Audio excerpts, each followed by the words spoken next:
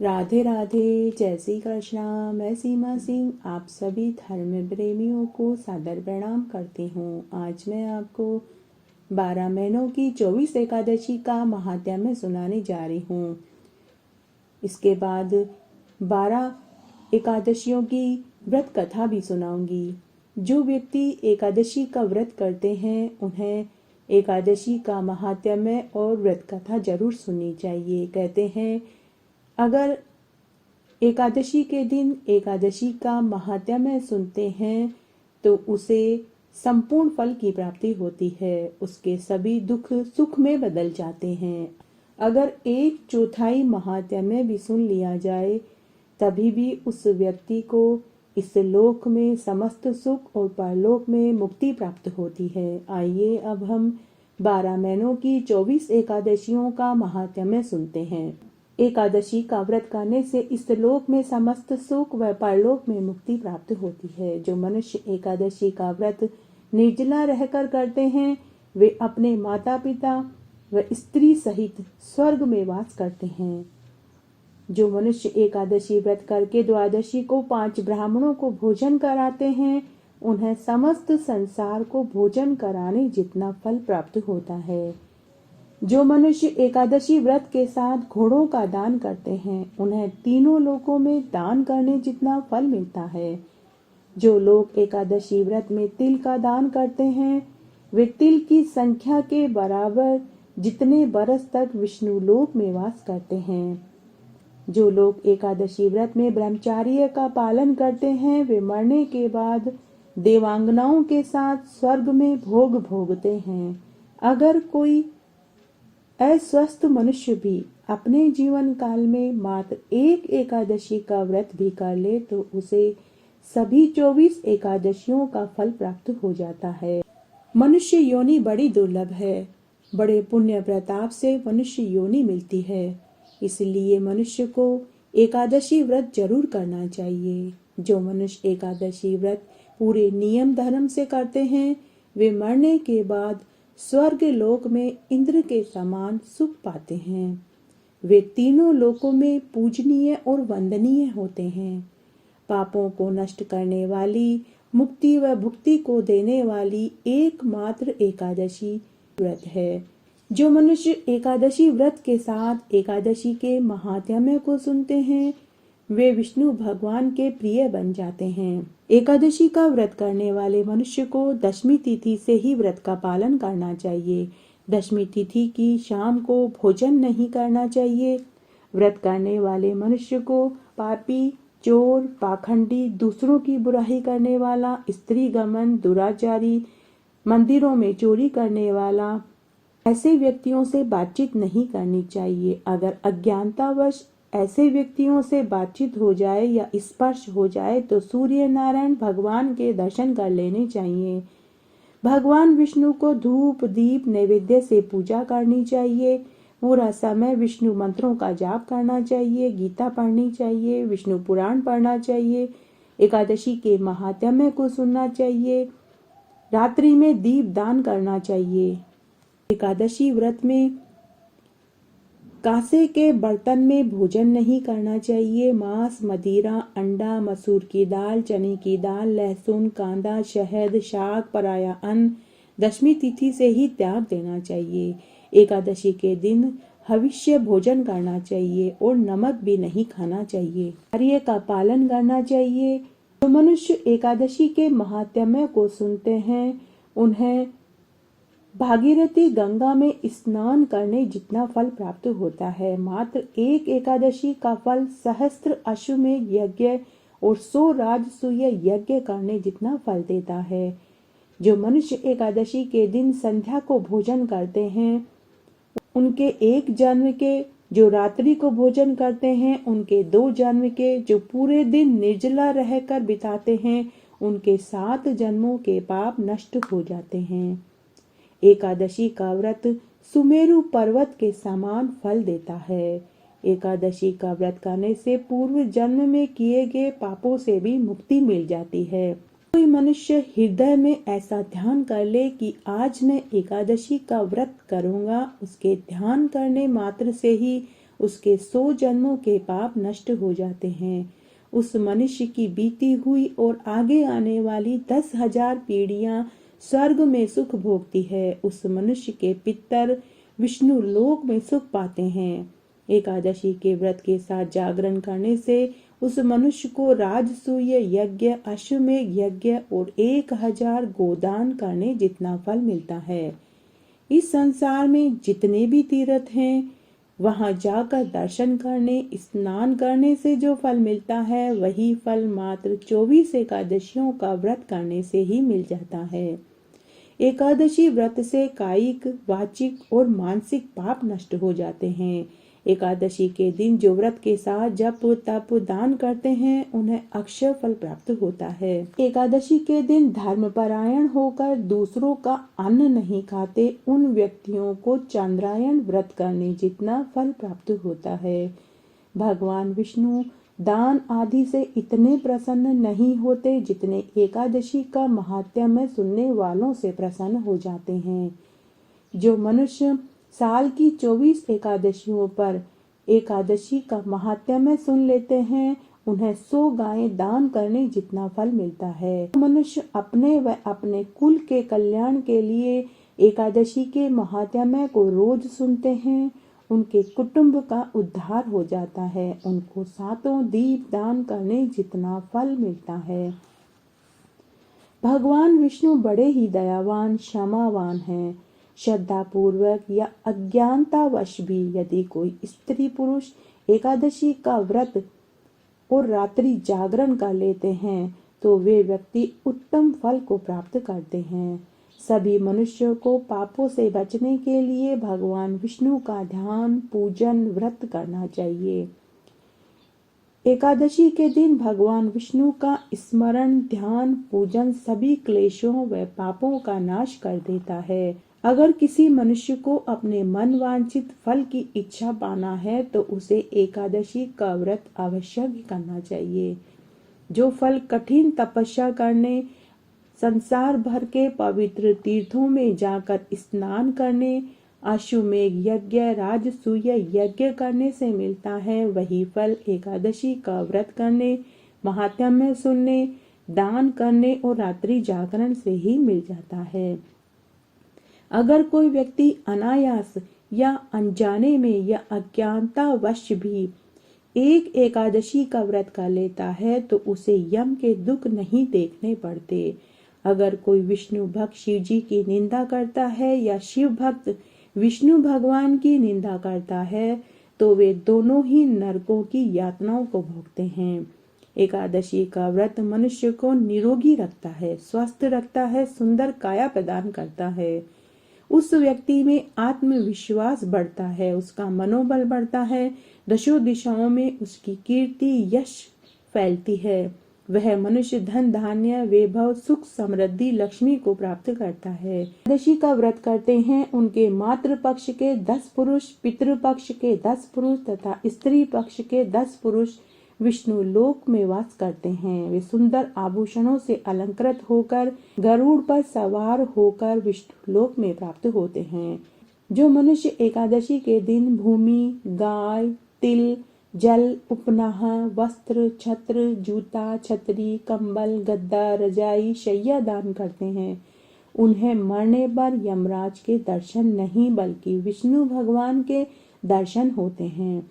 जो मनुष्य अपने जीवन काल में कुआं, तालाब, बगीचा, बावड़ी, धर्मशाला, अस्पताल, पाठशाला बनवाते हैं, उन्हें यम के दुख नहीं झेलने पड़ते। वे मनुष्य इस लोक में सभी सुख जैसे स्त्री सुख, बच्चे सुख, धन सुख को भोगते हैं और मरने पर स्वर्ग पाते हैं। एकादशी का व्रत जो व्रत कर रहा है उसे ही इसका फल नहीं मिलता, बल्कि उसके आगे आने वाली उसकी पिछली पीढ़ी सभी को इसका फल मिलता है। अर्थात आगे आने वाला वंश और पितर सभी का उद्धार हो जाता है।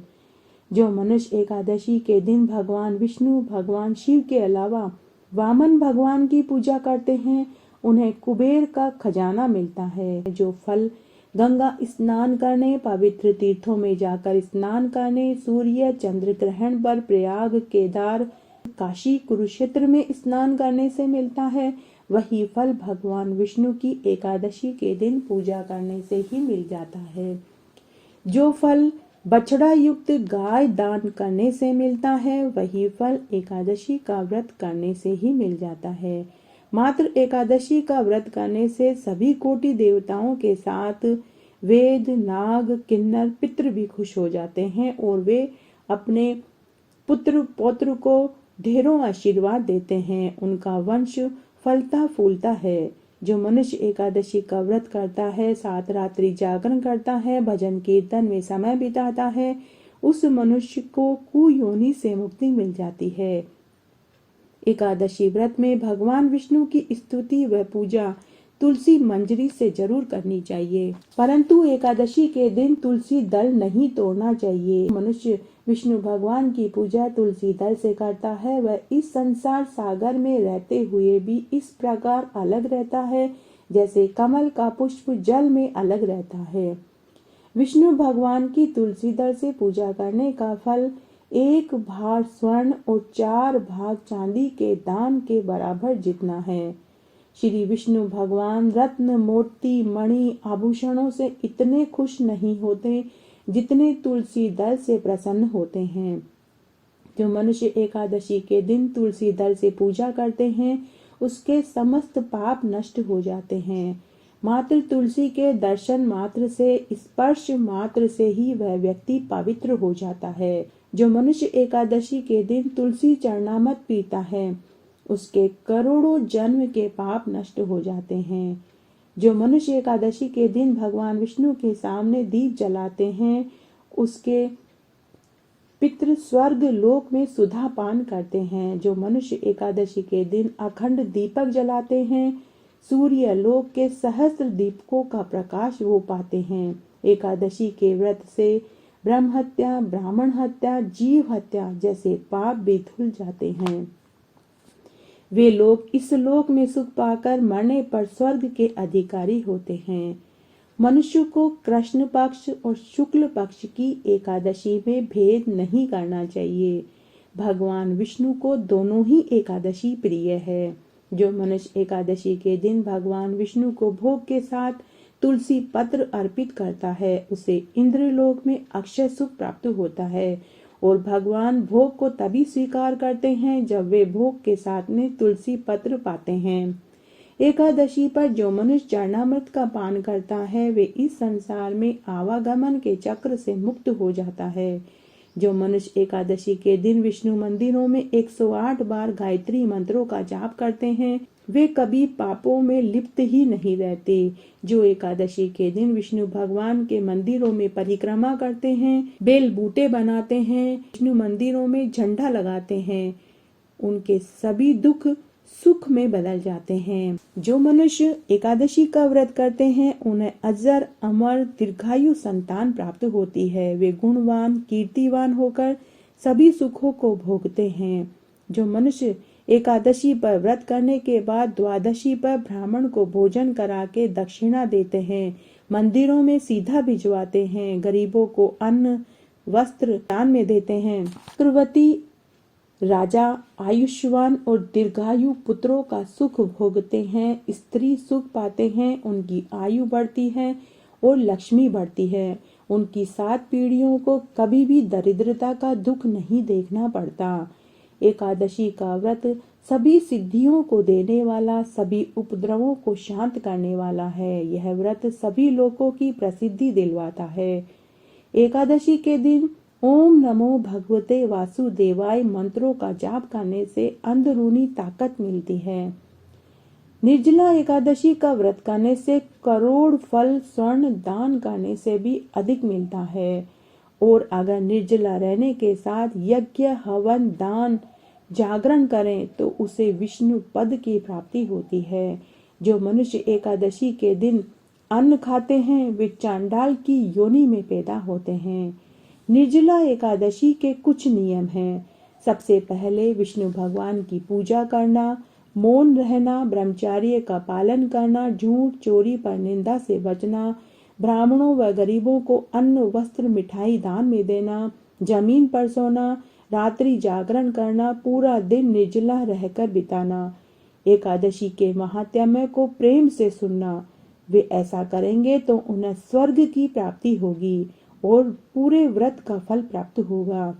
जो फल तीनों पुष्करों में स्नान करने, कार्तिक माघ पुरुषोत्तम में स्नान करने, गंगा जी में पितरों के निमित्त पिंडदान करने, सिंह राशि वालों का बृहस्पति के दिन गोमती में स्नान करने से, कुंभ में, केदारनाथ, प्रयागराज में जाकर स्नान करने, दर्शन करने से, बद्री का आश्रम में रहने से, सूर्य व चंद्र ग्रहण में कुरुक्षेत्र प्रयाग में स्नान करने से मिलता है, वही फल एकादशी का व्रत करने से ही मिल जाता है।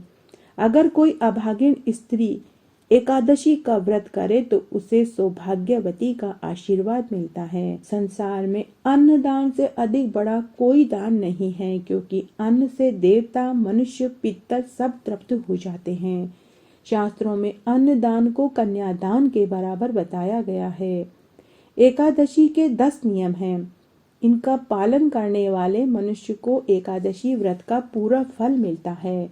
जैसे कांसे के बर्तन में भोजन न करना, मांस, मदिरा, मसूर की दाल, चने की दाल न खाना, कांदा लहसुन न खाना, शाक, मधु, शहद न खाना, दूसरे का अन्न नहीं खाना, दूसरी बार भोजन न करना, नमक न खाना, पर स्त्री भोग न करना, जुआ नहीं खेलना, रात्रि में शयन नहीं करना, पान न खाना, दूसरों की चुगली न करना, ये एकादशी के नियम हैं। जो मनुष्य इस तरह से नियम का पालन करके एकादशी का व्रत करते हैं, उन्हें व्रत का संपूर्ण फल प्राप्त होता है।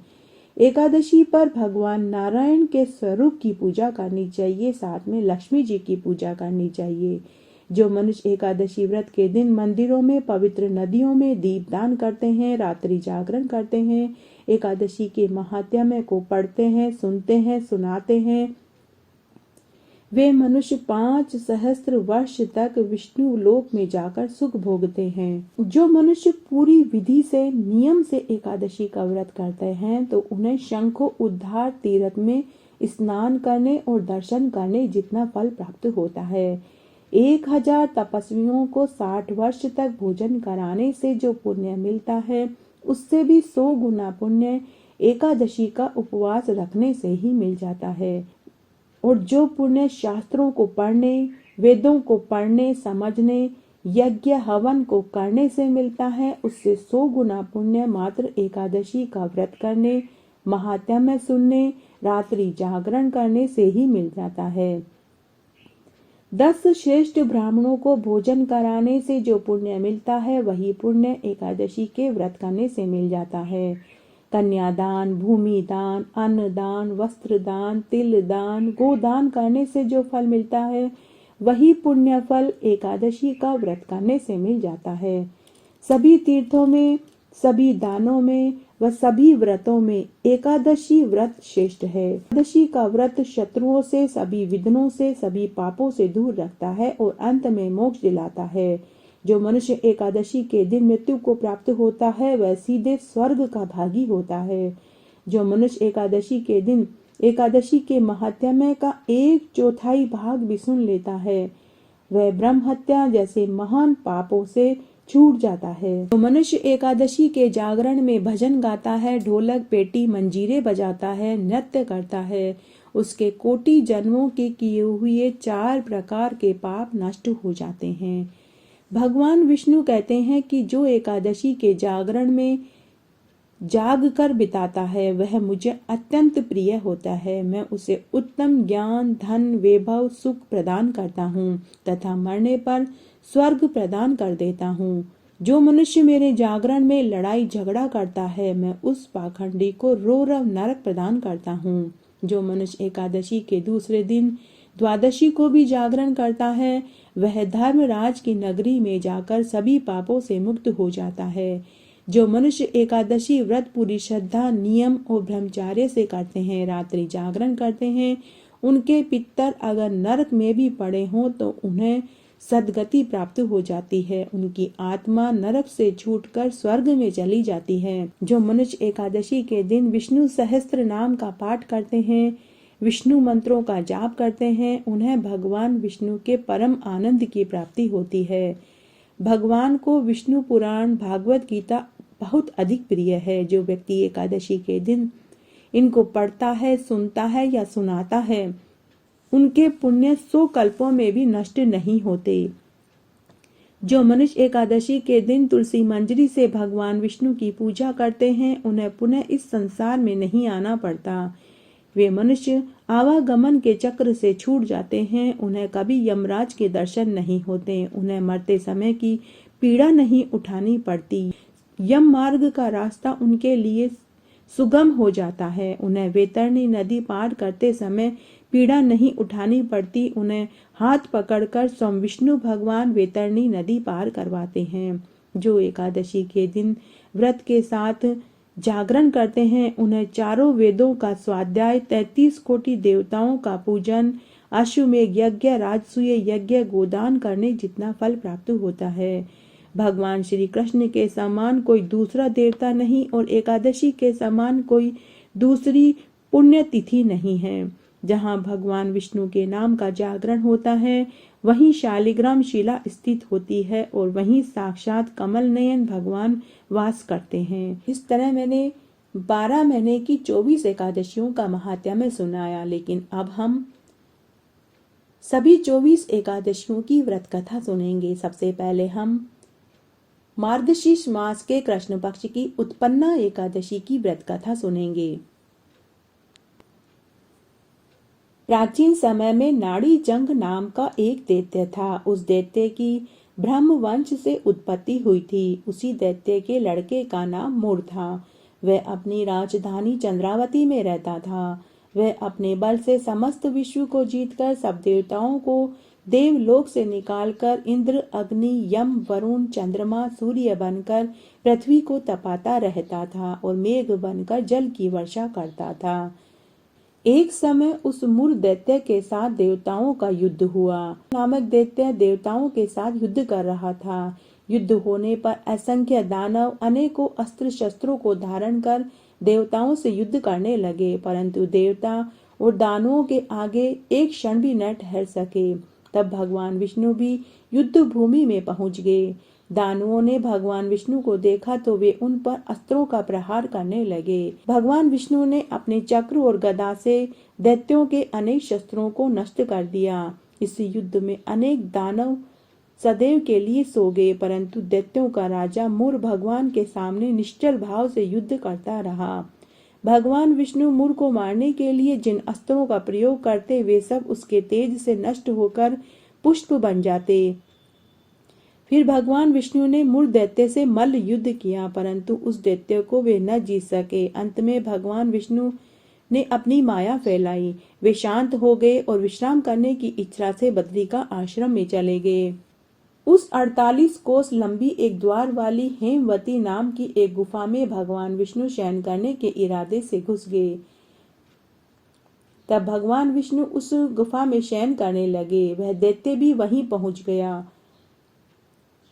भगवान विष्णु को शयन करते देखकर वह दैत्य उनको मारने के लिए उद्धत हुआ। उसी समय भगवान विष्णु की दह से एक अत्यंत सुंदर कन्या दिव्य अस्त्र धारण करके उत्पन्न हुई और दैत्य के साथ उसने युद्ध किया। वह दैत्य उस कन्या से लगातार युद्ध करता रहा। कुछ समय बीतने पर उस कन्या ने क्रोध में आकर उस दैत्य के अस्त्रों शस्त्रों के टुकड़े टुकड़े कर दिए और उसका रथ तोड़ दिया। यह देखकर वह मूर दैत्य को बहुत अधिक क्रोध आया और उसने उसके साथ मल्ल युद्ध किया। उस कन्या ने उस दैत्य को धक्का देकर मूर्छित कर दिया। जब वह दैत्य मूर्छा से जगा तो उस कन्या ने उसका सिर काटकर यमपुरी पहुंचा दिया। जब अन्य दानवों ने यह देखा तो वे डर कर पाताल लोक में जाकर छुप गए। जब भगवान विष्णु की निद्रा टूटी और दैत्य को मरा हुआ देखा तो उन्हें बड़ा आश्चर्य हुआ। वे विचार करने लगे कि इस दैत्य को किसने मारा। तभी उस कन्या ने हाथ जोड़कर भगवान विष्णु से कहा कि यह दैत्य आपको मारने के लिए आया था। तब मैं आपके शरीर से उत्पन्न हुई और मैंने इसका वध कर दिया। इस पर भगवान विष्णु बोले कि हे कन्या, तूने इसको मारा है, अतः मैं तेरा ऊपर अत्यधिक प्रसन्न हूँ। तूने तीनों लोकों के देवताओं को सुखी कर दिया, इसलिए तू अपनी इच्छा से कोई वर मांग ले।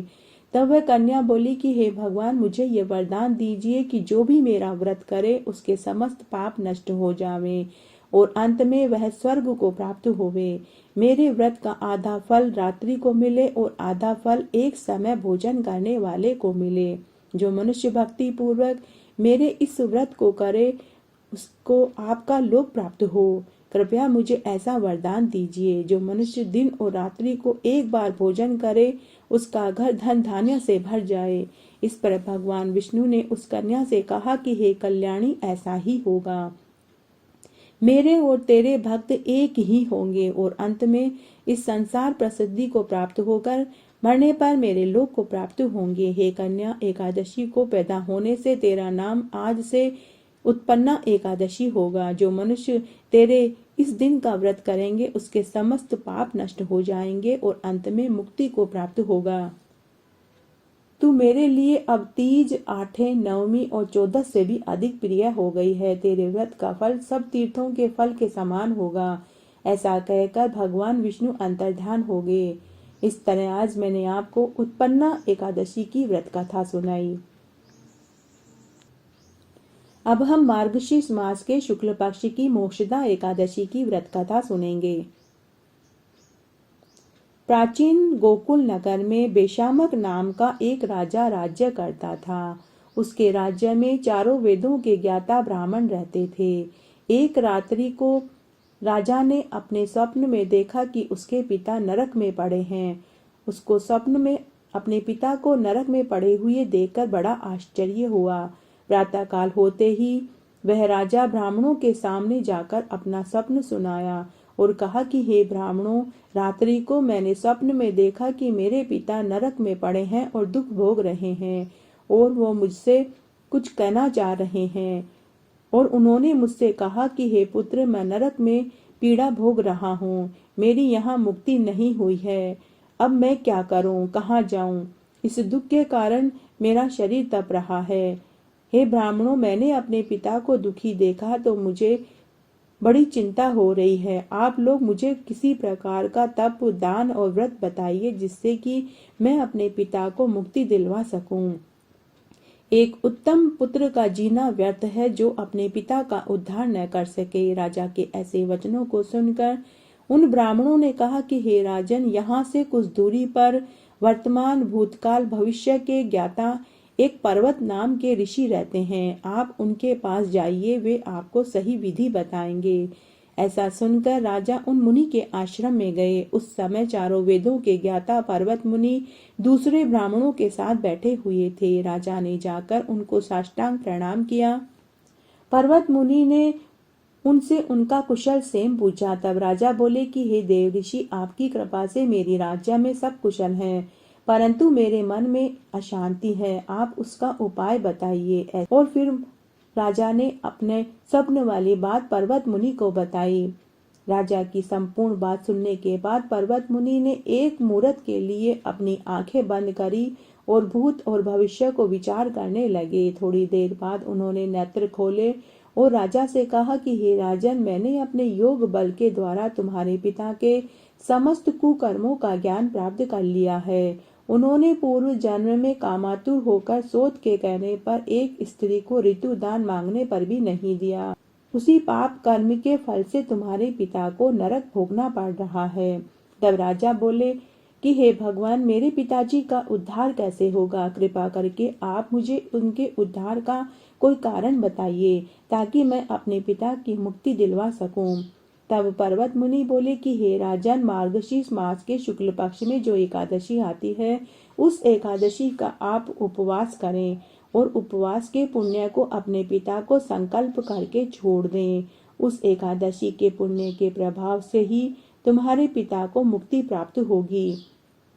ऐसा सुनकर राजा मुनि को प्रणाम करके अपने महल में आए और महल में आने के बाद राजा ने अपनी स्त्री और परिवार वालों के साथ मार्गशीर्ष मास के शुक्ल पक्ष की मोक्षदा एकादशी का उपवास किया और दूसरे दिन अपने एकादशी के व्रत का संकल्प अपने पिता को छोड़ दिया। उस पुण्य के प्रभाव से राजा के पिता को मुक्ति मिली और स्वर्ग में जाने से पहले उन्होंने अपने पुत्र से कहा कि हे पुत्र, तेरा कल्याण हो, तूने मुझे मुक्ति प्रदान करी है, तेरा वंश खूब फले फूले। ऐसा कहकर वे स्वर्ग को चले गए। मार्गशीर्ष मास के शुक्ल पक्ष की मोक्षदा एकादशी का व्रत करने से मनुष्य समस्त पापों से छूट जाता है और मरने पर मोक्ष को पाता है। जो मनुष्य इस कथा को सुनता है, पढ़ता है, उसे वाजपेयी यज्ञ का फल मिलता है। अब हम पोष मास के कृष्ण पक्ष की सफला एकादशी की व्रत कथा सुनेंगे। चंपावती नगरी में एक महिषमान नाम का राजा राज्य करता था। उसके 4 पुत्र थे। इन पुत्रों में सबसे बड़ा लुम्पक महापापी था। वह सदैव पर स्त्री गमन वेश्याओं के साथ रहता था, अपने पिता के धन को नष्ट करता था, मांस मदिरा का सेवन करता था। वह देवता, ब्राह्मणों और वैष्णवों की निंदा करता था। जब पिता को अपने बड़े पुत्र के बारे में पता चला, तब उन्होंने उसे अपने राज्य से निकाल दिया। जब लुम्पक सबके द्वारा त्याग दिया गया तो वह विचार करने लगा कि अब मैं कहाँ जाऊं, क्या करूं। अंत में वह एक वन में जाकर रहने लगा। रात्रि को वह अपने पिता की नगरी में आ जाता और कुकर्म करता, चोरी करता और दिन में वापस वन में चला जाता था। जिस वन में वह रह रहा था वह वन भगवान को अत्यंत ही प्रिय था। उस वन में एक बहुत पुराना पीपल का वृक्ष था। उस पीपल के वृक्ष पर देवताओं का कीड़ा स्थल था। इसी वृक्ष के नीचे लुम्पक रहने लगा।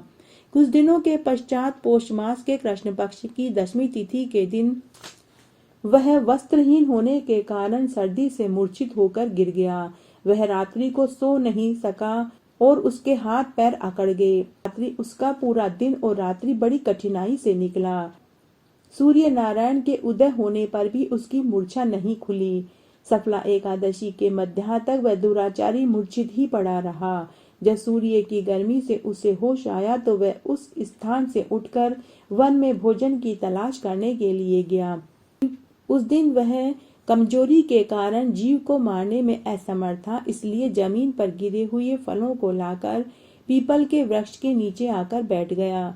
जब सूर्य भगवान अस्ताचल को प्रस्थान कर गए तब वह पीपल के जड़ के पास फलों को रखकर मन ही मन सोचने लगा कि मैं बड़ा ही पापी और दुष्ट हूँ। जब मैं महलों में रहता था तो स्वादिष्ट भोजन करता था और आज मुझे ये कंद मूल फल खाने पड़ रहे हैं। तब उसने वे फल भगवान को अर्पित कर दिया और बोलने लगा कि इन फलों से आप ही तृप्त हो। ऐसा कहकर वह रोने लगा। रात्रि को उसे नींद भी नहीं आई। पूरी रात जागकर उसने बिताई तो रात्रि जागरण हो गया, जिससे भगवान अत्यंत प्रसन्न हुए और उसके समस्त पाप नष्ट हो गए। प्रातःकाल एक दिव्य घोड़ा सुंदर वस्तुओं से सजा हुआ उसके सामने आकर खड़ा हो गया और तभी वहां आकाशवाणी हुई कि हे राजपुत्र, भगवान नारायण के प्रभाव से तेरे समस्त पाप नष्ट हो गए हैं। अब तू अपने पिता की नगरी में जाकर राज्य सुख भोग। लुम्पक ने जब ऐसी आकाशवाणी सुनी तो वह बहुत प्रसन्न हुआ। वह भगवान को धन्यवाद देने लगा और बोलने लगा कि हे मधुसूदन, आपकी सदा ही जय हो। ऐसा कहकर उसने सुंदर वस्त्रों और आभूषणों को धारण किया और घोड़े पर सवार होकर अपने पिता की नगरी में पहुंच गया और जाकर अपने पिता को पूरी बात सुनाई। पिता ने उसे अपना राज्यभार सौंपकर वन को चला गया। अब लुम्पक शास्त्र अनुसार राज्य करने लगा। उसकी स्त्री पुत्र भी उसके परम भक्त हो गए। वृद्धावस्था आने पर उसने भी अपने पुत्र को गद्दी सौंपी और भगवान का भजन करने के लिए अपनी पत्नी के साथ वन में चला गया और अंत में वह भी विष्णु लोक को प्राप्त हुआ। जो मनुष्य भक्ति पूर्वक सफला एकादशी का व्रत करते हैं वे अंत में मुक्ति पाते हैं। जो मनुष्य भक्ति पूर्वक सफला एकादशी का व्रत नहीं करते वे पूंछ और सींग से रहित पशु तुल्य होते हैं। सफला एकादशी के महात्म्य को सुनने वाले, पढ़ने वाले, सुनाने वाले अश्वमेध यज्ञ का फल पाते हैं। अब हम पोष मास के शुक्ल पक्ष की पुत्रदा एकादशी की व्रत कथा सुनेंगे। भद्रावली नगरी में सुकेतुमान राजा राज्य करता था। वह निपुत्र था।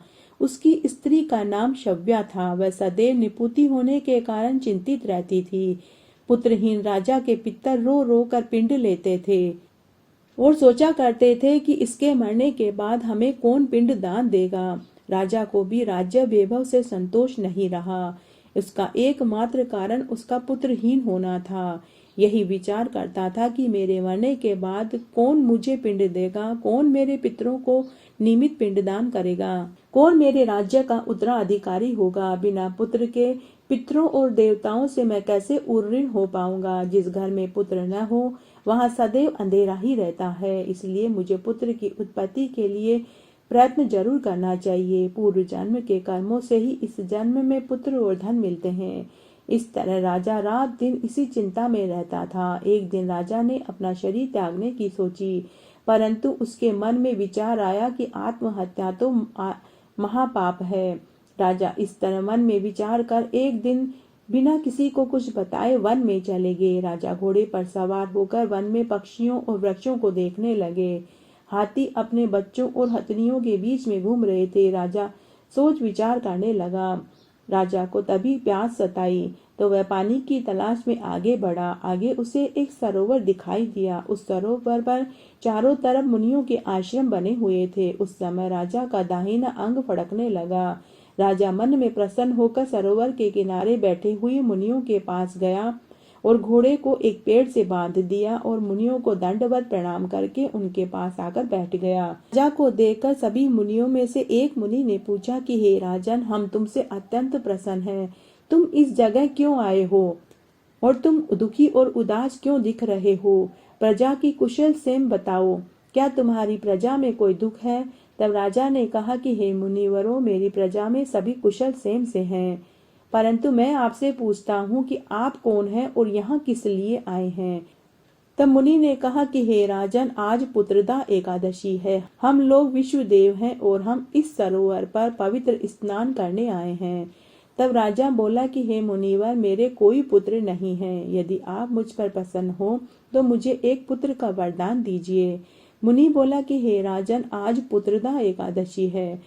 आप पुत्रदा एकादशी का व्रत करें। भगवान की कृपा से आपको पुत्र अवश्य होगा। मुनि के वचनों को सुनकर राजा ने एकादशी का व्रत किया और द्वादशी को पारायण किया और मुनियों को प्रणाम करके अपने महल में आ गया। कुछ समय बाद उसकी रानी गर्भ से हो गई और 9 महीने के बाद उसे पुत्र रत्न की प्राप्ति हुई। वह राजा अंत में अत्यंत वीर, धनवान, यशस्वी और प्रजापालक हुआ। भगवान श्री कृष्ण कहते हैं कि हे राजन, पुत्र प्राप्ति के लिए पुत्रदा एकादशी का व्रत अवश्य करना चाहिए। जो मनुष्य इस महात्म्य का श्रवण पठन करते हैं उनको स्वर्ग की प्राप्ति होती है। जिन स्त्रियों को पुत्र सुख प्राप्त नहीं हुआ है उन्हें अपने पति के साथ पुत्रदा एकादशी का व्रत अवश्य करना चाहिए। इससे उन्हें पुत्र सुख की प्राप्ति अवश्य होगी। अब हम माघ मास के कृष्ण पक्ष की षटतिला एकादशी की व्रत कथा सुनेंगे। प्राचीन काल में मृत्यु लोक में एक ब्राह्मणी थी। वह सदैव व्रत किया करती थी। एक समय वह 1 माह तक व्रत करती रही। इससे उसका शरीर अत्यंत दुर्बल हो गया, परंतु उसने कभी भी देवताओं और ब्राह्मणों को धन और अन्न दान नहीं किया। इस प्रकार एक बार भगवान श्री कृष्ण ने सोचा कि इस ब्राह्मणी ने अपने जीवन काल में खूब व्रत किए हैं। इसने अपना शरीर शुद्ध कर लिया, इसको वैष्णव लोक तो मिल जाएगा, परंतु इसने कभी भी अन्न दान नहीं किया, इससे इसको तृप्ति नहीं मिलेगी। ऐसा सोचकर भगवान विष्णु के रूप भगवान कृष्ण उसके पास मृत्यु लोक में उससे एक ब्राह्मण का वेश धरकर भिक्षा मांगने के लिए आए।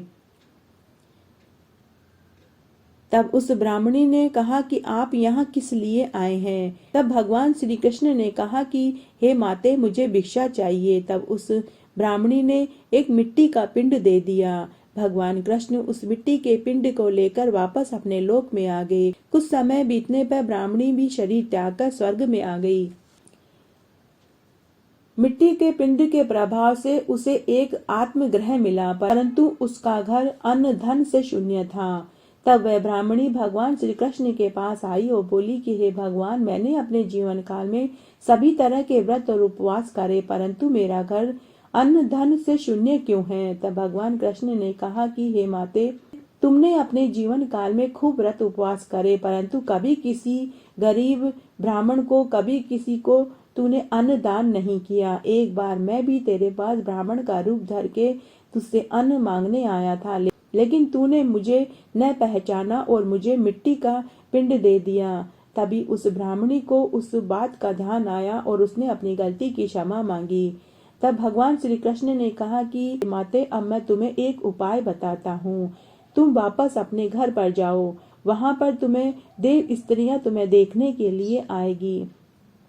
तब तुम दरवाजा मत खोलना और उनसे कहना कि तुम मुझे षटतिला एकादशी का महात्म्य सुनाओ। जब वे देव स्त्रियां तुम्हें षटतिला एकादशी का महात्म्य सुना दे, तब तुम दरवाजा खोलना। भगवान के वचन सुनकर वह बुढ़िया माई वापस अपने आत्मगृह में आई और आकर उसने दरवाजा अंदर से बंद कर लिया। थोड़े समय बाद देव स्त्रियां उसे देखने के लिए आई और दरवाजा खुलवाने लगी। तब ब्राह्मणी ने अंदर से ही कहा कि यदि आप मुझे देखना चाहती हैं तो मुझे षटतिला एकादशी का महात्म्य सुनाइए।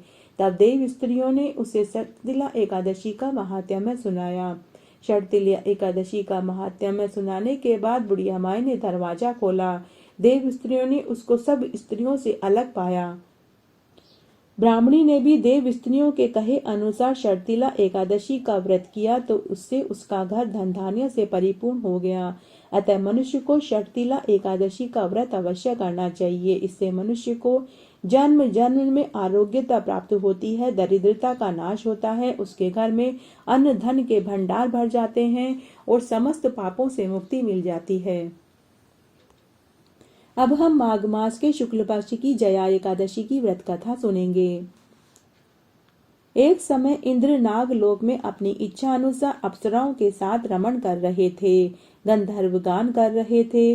वहां गंधर्वों में प्रसिद्ध पुष्पवंत और उसकी लड़की चित्रसेन की स्त्री मलिन भी थे। उस जगह मलिन का लड़का पुष्पवान और उसका लड़का माल्यवान भी था। उस समय पुष्पवती नामक एक गंधर्व स्त्री माल्यवान को देखकर मोहित हो गई और काम बाण से चलायमान होने लगी। उसने रूप, सौंदर्य, हाव भाव आदि द्वारा माल्यवान को वश में कर लिया। पुष्पवती के सौंदर्य को देखकर माल्यवान भी मोहित हुए बिना न रह पाया। अतः वे दोनों कामदेव के वश में हो गए। कुछ समय बाद इंद्र ने उनको अपने महल में नाचगान करने के लिए बुलाया तो वे इंद्र के बुलाने पर नाचगान करने के लिए चले गए और अप्सराओं के साथ उन्होंने नाच गान शुरू किया।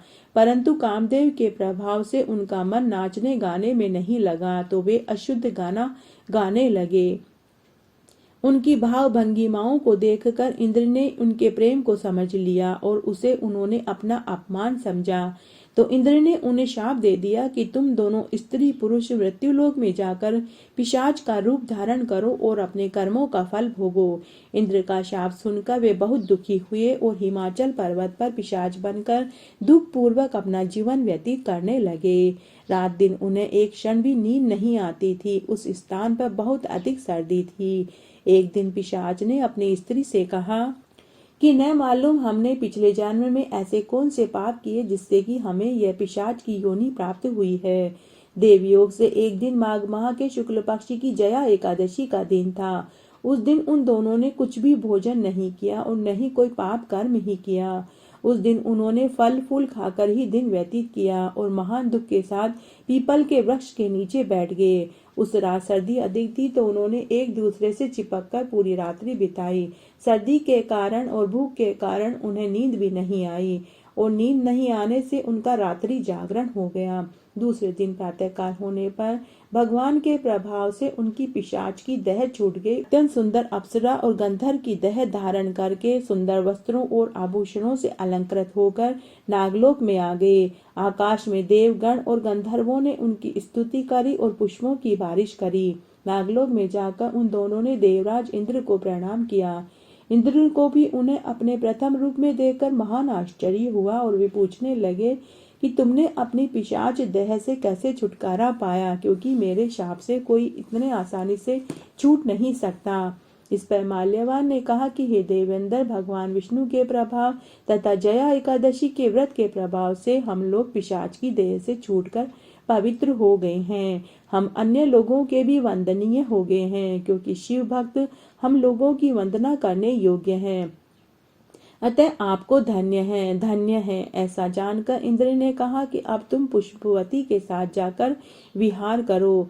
इस जया एकादशी का व्रत करने से मनुष्य कुयोनि से छूट जाता है। जिस मनुष्य ने इस एकादशी का व्रत कर लिया तो मानो उसने सभी यज्ञ हवन तप कर लिए हों। जो मनुष्य भक्ति पूर्व जया एकादशी का व्रत करता है वह 1000 वर्ष तक स्वर्ग में वास करता है। अब हम फाल्गुन मास के कृष्ण पक्ष की विजया एकादशी की व्रत कथा सुनेंगे। त्रेता युग में श्री रामचंद्र जी को जब 14 वर्ष के लिए वनवास हो गया तब वह श्री लक्ष्मण जी और जानकी के साथ पंचवटी में निवास करने लगे। इस जगह में रावण ने श्री सीता जी का हरण किया। इस दुखद समाचार से श्री राम जी अत्यंत व्याकुल हुए। श्री सीता जी की खोज करने के लिए वे चल दिए। घूमते घूमते वे मरणासन जटायु के पास पहुंचे। कुछ आगे चलकर उनको सुग्रीव से मित्रता हो गई और उन्होंने बलि का वध किया। श्री हनुमान जी ने लंका में जाकर सीता का पता लगाया। वहां से लौटकर हनुमान जी श्री रामचंद्र जी के पास आए और उन्होंने सब समाचार श्री भगवान राम जी से कहा। श्री रामचंद्र जी ने सुग्रीव की संपत्ति लेकर वानरों, भालुओं और सेना सहित लंका को प्रस्थान किया। श्री रामचंद्र जी जब समुद्र के किनारे पहुंचे तो उन्होंने महान, अगाध और मगरमच्छ से युक्त समुद्र को देखकर श्री लक्ष्मण से कहा कि हे लक्ष्मण, इस समुद्र को हम किस प्रकार पार कर पाएंगे। श्री लक्ष्मण जी बोले कि हे भाई श्री राम जी, यहाँ से करीब आधा योजन की दूरी पर कुमार द्वीप पर बकदालभ्य नाम के मुनि रहते हैं। आप उनके पास जाकर इसका उपाय पूछिए। लक्ष्मण के कहने से श्री रामचंद्र जी बगदालभ्य ऋषि के पास गए और उनको प्रणाम करके उनके पास जाकर बैठ गए। मुनि ने उनसे आने का कारण पूछा। श्री रामचंद्र जी बोले कि हे महर्षि, मैं अपनी सेना सहित यहाँ आया हूँ और राक्षसों को जीतने लंका जा रहा हूँ। आप कृपा करके समुद्र पार करने का कोई उपाय बताइए। तब बगदालभ्य ऋषि बोले कि हे राम जी, मैं आपको एक उत्तम व्रत बतलाता हूँ। फाल्गुन माह के कृष्ण पक्ष की विजया एकादशी का व्रत करने से तुम समुद्र में अवश्य ही पार कर जाओगे और तुम्हारी विजय होगी।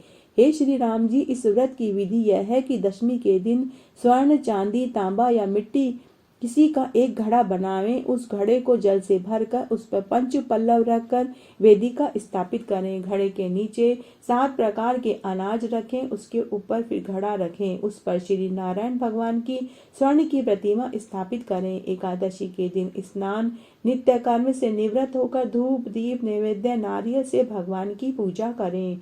उस दिन भक्ति पूर्वक घड़े के सामने व्यतीत करें और रात्रि जागरण करें। द्वादशी के दिन नदी या तालाब के किनारे स्नान करके निवृत्त होकर उस घड़े को ब्राह्मण को देवें। यदि इस व्रत को सेनापतियों के साथ करोगे तो तुम्हें अवश्य विजय मिलेगी। श्री रामचंद्र जी ने विधि पूर्वक विजय एकादशी का व्रत किया, जिसके प्रभाव से उन्होंने दैत्यों के ऊपर विजय पाई। जो मनुष्य इस एकादशी का व्रत करता है वह सभी लोकों में विजयी होता है। अब हम फाल्गुन मास के शुक्ल पक्ष की आंवला एकादशी की व्रत कथा सुनेंगे। फाल्गुन मास के कृष्ण पक्ष की एकादशी का व्रत करने से 1000 गोदान के बराबर का फल मिलता है। इसकी कथा इस प्रकार है। एक वैदिक नामक नगर में ब्राह्मण, वैश्य, क्षत्रिय, शूद्र चारों वर्ण के लोग रहते थे। उसी नगर में चैत्ररथ नामक चंद्रवंशी राजा भी रहते थे। वे बड़े ही विद्वान, धार्मिक प्रवृत्ति के थे।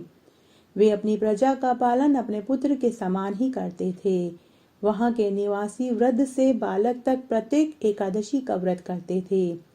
एक समय फाल्गुन मास के शुक्ल पक्ष में आंवला एकादशी आई। उस दिन राजा से प्रजा तक, वृद्ध से बालक तक सभी ने खुशी खुशी आंवला एकादशी का व्रत किया। राजा अपनी प्रजा के साथ मंदिर में जाकर पूर्ण कुंभ स्थापित करके तथा धूप, दीप, नैवेद्य, पंचरत्न, छत्र आदि से धात्री आंवली का पूजन किया। वे सब धात्री की इस प्रकार स्तुति करने लगे और बोले कि हे धात्री, तुम ब्रह्म स्वरूपा हो, तुम ब्रह्मा जी द्वारा उत्पन्न हुई हो और तुम सभी के पापों को नष्ट करने वाली हो। तुमको हमारा नमस्कार है। अब तुम हमसे यह अर्घ्य स्वीकार करो। तुम श्री रामचंद्र जी द्वारा सम्मानित हो। मैं आपसे प्रार्थना करता हूँ कि हम सब के समस्त पापों का हरण करो। उस समय उस देवालय में रात्रि जागरण हो रहा था। रात्रि के समय उस जगह एक बहेलिया आया। वह महापापी, दुराचारी, दुष्ट और पाखंडी था। वह भूख और प्यास से बेचैन था। वह उस जगह विष्णु भगवान की कथा और एकादशी का महात्म्य सुनने लगा। बहेलिये ने उस रात्रि को अन्य लोगों के साथ रहकर व्यतीत किया। प्रातःकाल होते ही सभी लोग अपने अपने घर चले गए। कुछ समय के बाद उस बहेलिये की मृत्यु हो गई। उस आमला एकादशी का व्रत करने और रात्रि जागरण करने से उसने राजा विदुरथ के घर जन्म लिया। उसका नाम वसुरथ रखा गया। बड़े होने पर वह चतुर्गनी सेना का मालिक बना और धन धान्य से युक्त होकर 10 गांवों का पालन करने वाला बना। वह तेज में सूर्य, कांति में चंद्रमा और वीरता में विष्णु भगवान और क्षमा में पृथ्वी के समान था। वह अत्यंत ही धार्मिक, सत्यवादी, कर्मवीर और विष्णु भगवान का भक्त था। वह सदैव यज्ञ, हवन आदि किया करता था और ब्राह्मणों को दक्षिणा, दान पुण्य दिया करता था। गरीबों को अन्न वस्त्र का दान करता था। एक दिन वह राजा शिकार खेलने के लिए वन में गया। देवयोग से वह रास्ता भूल गया। तब वह उसी वन में एक वृक्ष के नीचे सो गया। उसी समय वहां एक पहाड़ी मलेच्छ आया। राजा को अकेला देखकर मारो मारो का शब्द करके राजा के ऊपर टूट पड़ा। वे मलेच्छ कहने लगे कि इस दुष्ट राजा ने हमारे संबंधियों को मारा है तथा इसने और देश से निकाल दिया है, अतः इसे मारना चाहिए। ऐसा कहकर वे मलेच्छ राजा पर अस्त्र शस्त्र का प्रहार करने लगे। उनके अस्त्र शस्त्र राजा के शरीर पर गिरते ही नष्ट हो जाते थे और वे पुष्पों में बदल जाते थे। उन मलेच्छों के अस्त्र शस्त्र उन्हीं पर उल्टा प्रहार करने लगे, जिससे वे सब मूर्छित हो गए। उस समय राजा के शरीर से एक दिव्य स्त्री प्रकट हुई, जो बहुत ही सुंदर और कीमती वस्त्र और आभूषणों से अलंकृत थी। उसकी भ्रकटी टेढ़ी थी, आंखों से लाल लाल अग्नि निकल रही थी। वह मलेच्छों को मारने के लिए दौड़ी। सभी मलेच्छों को काल के गाल में उसने पहुंचा दिया। थोड़ी देर बाद जब राजा होश में आया और उसने मलेच्छों को मरा हुआ देखा तो वह सोचने लगा कि इन शत्रुओं को किसने मारा। जब राजा ऐसा विचार कर ही रहा था कि तभी वहां आकाशवाणी हुई और वह आकाशवाणी बोली कि हे राजन, इस संसार में तुम्हारी विष्णु भगवान के अतिरिक्त और कौन है जो रक्षा कर सकता है। इस आकाशवाणी को सुनकर राजा अपने नगर को वापस आया और सुखपूर्वक राज्य करने लगा। उसने अपने नगर में ये ढिंडोरा पिटवा दिया कि सभी फाल्गुन मास के शुक्ल पक्ष की आमला एकादशी का व्रत करें। यह आमला की एकादशी का ही प्रभाव था जो राजा को मलेच्छों से बचाया। जो मनुष्य आमला की एकादशी का व्रत करता है उसके सभी कार्य सफल होते हैं और मरने पर उन्हें विष्णु लोक की प्राप्ति होती है। अब हम चैत्र मास के कृष्ण पक्ष की पाप मोचनी एकादशी की व्रत कथा सुनेंगे। प्राचीन समय में चैत्र रथ वन में अप्सराएं निवास करती थी। वहां हर समय बसंत का ही मौसम रहता था। उस वन में एक मेघावी नामक मुनि तपस्या करते थे। वे शिव भक्त थे। एक दिन मंजू घोषा नामक एक अप्सरा उनको मोहित करने के लिए सितार बजाकर मधुर मधुर गान और नृत्य करने लगी। शिव के शत्रु कामदेव भी शिव भक्त मेघावी मुनि को जीतने के लिए तैयार हुए। कामदेव ने उस सुंदर अप्सरा के भ्रू को धनुष बनाया, कटाक्ष को प्रत्यंचा बनाया, उसके नेत्रों को उसने संकेत बनाया और कूंचों को कुरी बनाया।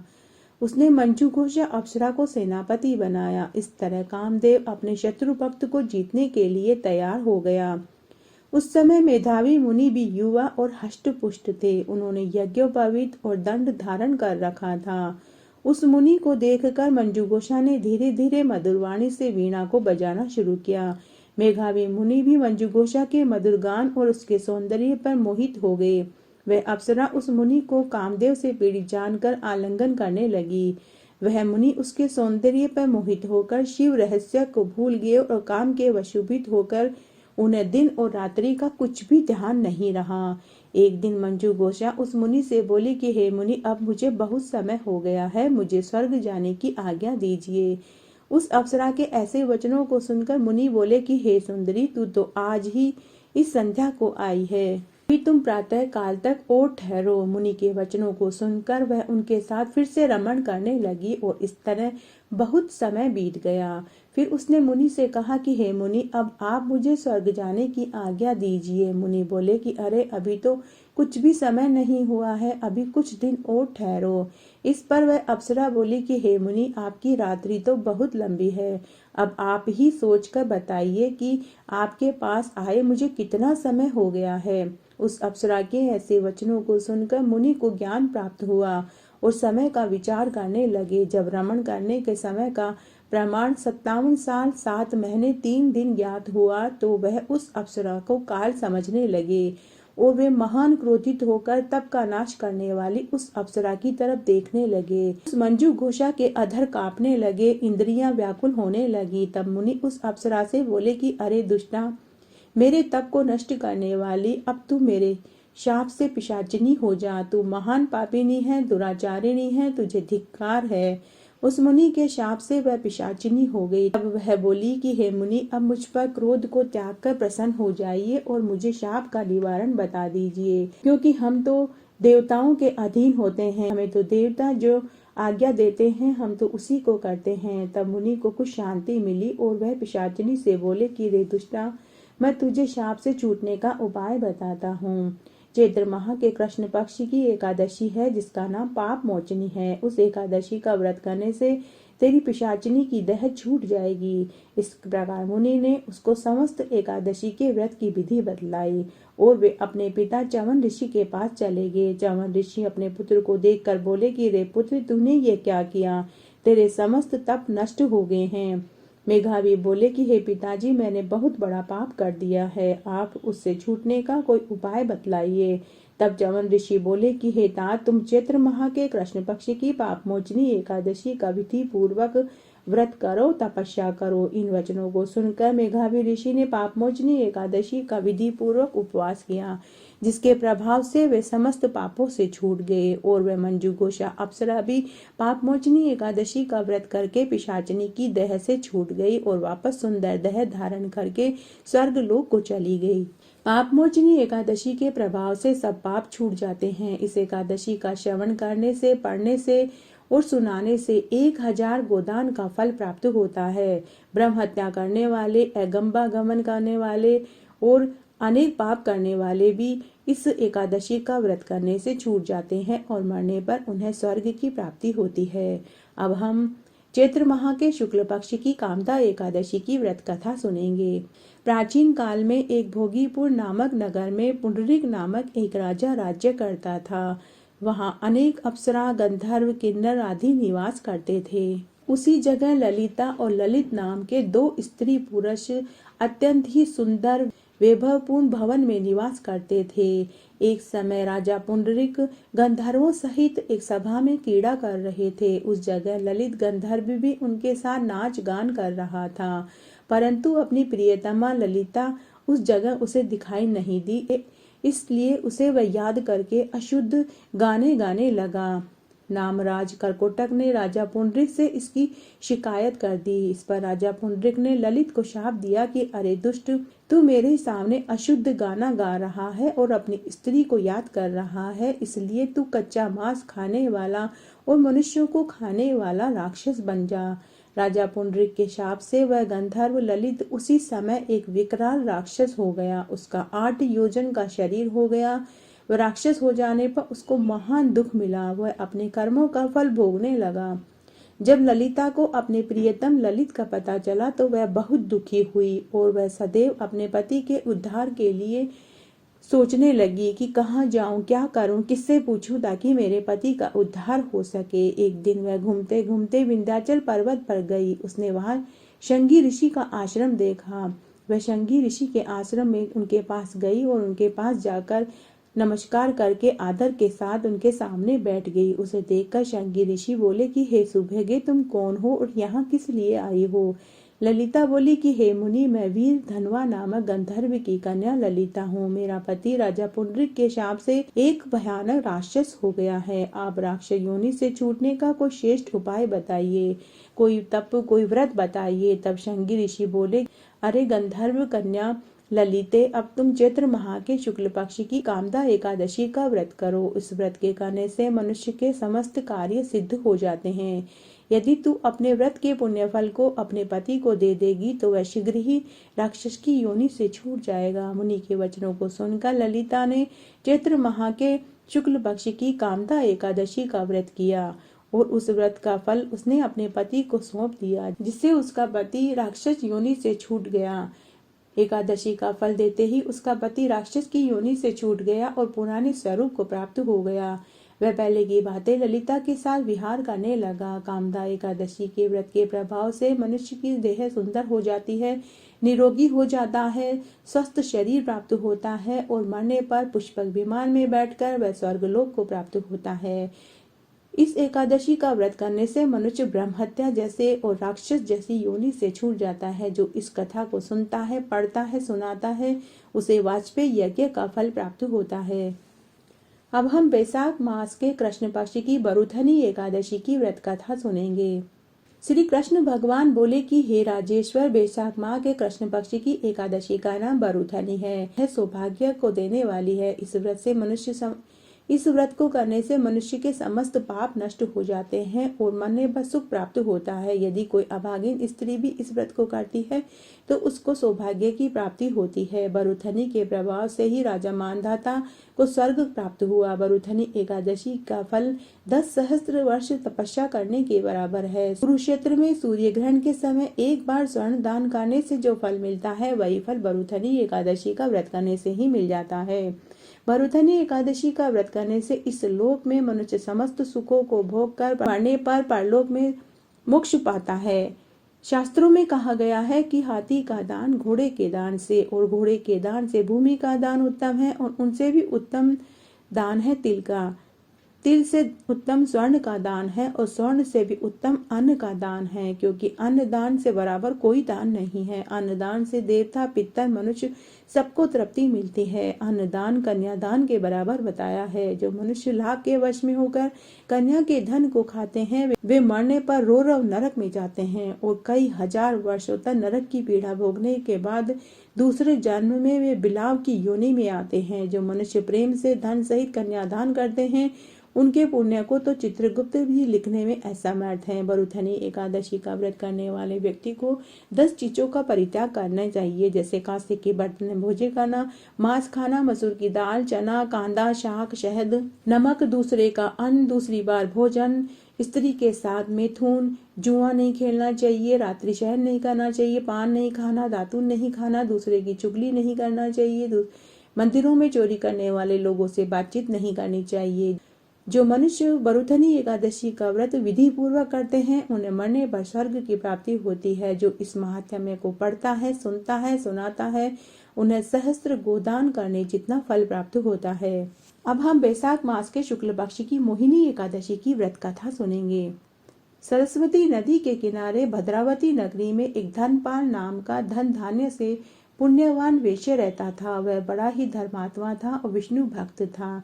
उसने अपने जीवन काल में अनेक भोजनालय, प्याऊ, कुएं, तालाब, बावड़ियां बनवाई। उसने सड़कों के किनारे बहुत हरे वृक्ष लगवाए। उस वैश्य के 5 पुत्र थे। उसका सबसे बड़ा पुत्र अत्यंत ही पापी था। वह दूसरी स्त्रियों के साथ भोग विलास किया करता था, मांस मदिरा खाता था, देवता और ब्राह्मणों की निंदा किया करता था।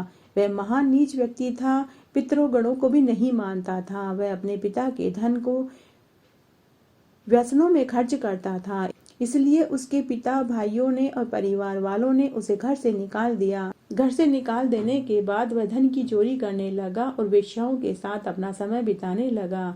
एक दिन भूख और प्यास से दुखी होकर उसने राजा के यहाँ चोरी करी और पकड़ा गया। राजा ने उसे जेल में डाल दिया। राजा ने उसको बहुत दुख दिए। बहुत समय तक जेल में रहने के बाद राजा ने उसे नगर के बाहर छुड़वा दिया। अंत में वह दुखी होकर नगरी को छोड़कर जंगल में जाकर रहने लगा और वह बहेलिया बन गया। वह धनुष बाण से पशु पक्षियों को मार मार कर खाने लगा।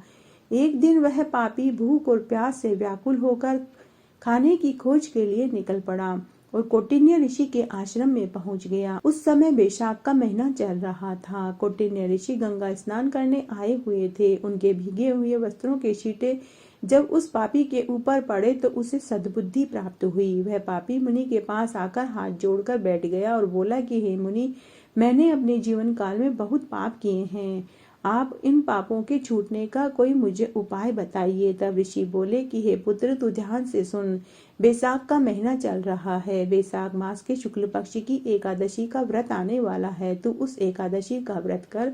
उस एकादशी का नाम मोहिनी एकादशी है। उस व्रत को करने से तेरे समस्त पाप छूट जाएंगे। मुनि के वचनों को सुनकर वह बहुत खुश हुआ।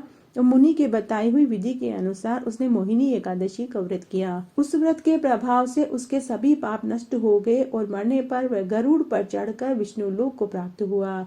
जो मनुष्य अज्ञानता में भी इस व्रत को कर लेता है और महात्म्य सुन लेता है तो उसे सहस्त्र गोदान का फल प्राप्त होता है। अब हम ज्येष्ठ मास के कृष्ण पक्ष की अपरा एकादशी की व्रत कथा सुनेंगे। अपरा एकादशी के व्रत के प्रभाव से ब्रह्महत्या, भूत योनि, दूसरे की निंदा आदि के पाप नष्ट हो जाते हैं। इसका व्रत करने से स्त्री के साथ भोग करने वाले, झूठी गवाही देने वाले, झूठ बोलने वाले, असत्य भाषण करने वाले, झूठा शास्त्र बनाने वाले, झूठे ज्योतिष्य, झूठा वेद, उन सबके पाप भी नष्ट हो जाते हैं। जो क्षत्रिय युद्ध क्षेत्र से भाग जाए तो वह नरक को जाता है। जो शिष्य गुरु से विद्या ग्रहण करता है और बाद में गुरु की निंदा करता है तो उसे नरक का भागी होना पड़ता है। परंतु अगर वह भी अपरा एकादशी का व्रत कर लेता है तो उसके समस्त पाप छूट जाते हैं और मरने पर उसे स्वर्ग की प्राप्ति होती है।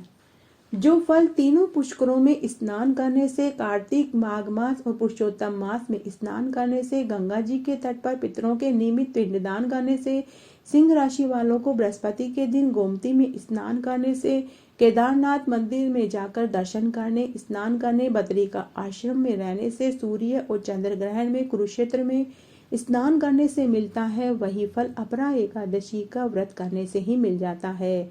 अपरा एकादशी के दिन जो मनुष्य भक्ति पूर्व विष्णु भगवान की पूजा करता है, रात्रि जागरण करता है, मंदिरों में और देवालयों में और पवित्र तीर्थों में जाकर दीप दान करता है तो उसके समस्त पाप नष्ट हो जाते हैं और मरने पर उसे स्वर्ग की प्राप्ति होती है। अब हम ज्येष्ठ मास के शुक्ल पक्ष की निर्जला एकादशी की व्रत कथा सुनेंगे। श्री भीमसेन पितामह से बोले कि भ्राता युधिष्ठिर, माता कुंती, द्रौपदी, अर्जुन, नकुल, सहदेव सभी एकादशी का व्रत करते हैं, परंतु मुझसे एकादशी के दिन व्रत नहीं हो पाता है क्योंकि मैं भूखा नहीं रह सकता। मैंने उनसे कहा कि हे भाई, मैं भक्ति पूर्वक भगवान की पूजा कर सकता हूँ, परंतु मैं एकादशी के दिन भूखा नहीं रह सकता।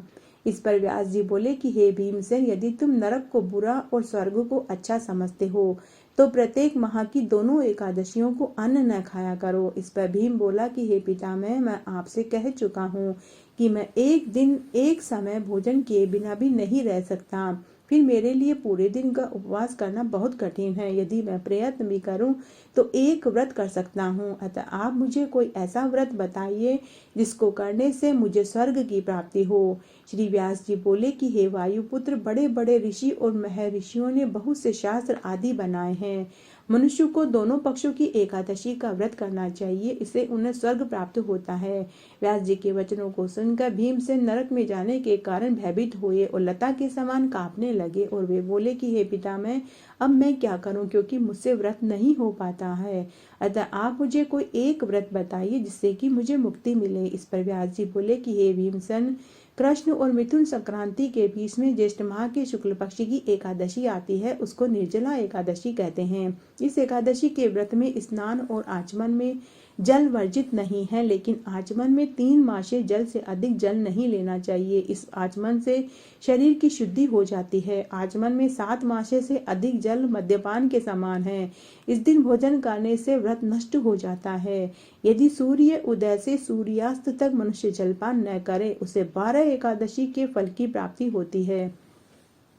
द्वादशी के दिन सूर्योदय से पहले उठना चाहिए। स्नान करके ब्राह्मणों को और योग्य व्यक्तियों को दान करना चाहिए। इसके पश्चात भूखे ब्राह्मणों को भोजन कराना चाहिए और सम भोजन करना चाहिए। इसका फल संपूर्ण एकादशियों के फल के बराबर है। हे भीमसेन, स्वयं भगवान ने मुझसे कहा कि इस एकादशी का पुण्य समस्त तीर्थों में जाकर स्नान करने और दर्शन करने के बराबर है। एक दिन निर्जला रहने से मनुष्य सभी पापों से मुक्त हो जाता है। जो मनुष्य निर्जला एकादशी का व्रत करते हैं उनको मृत्यु के समय भयानक यमदूत दिखाई नहीं देते।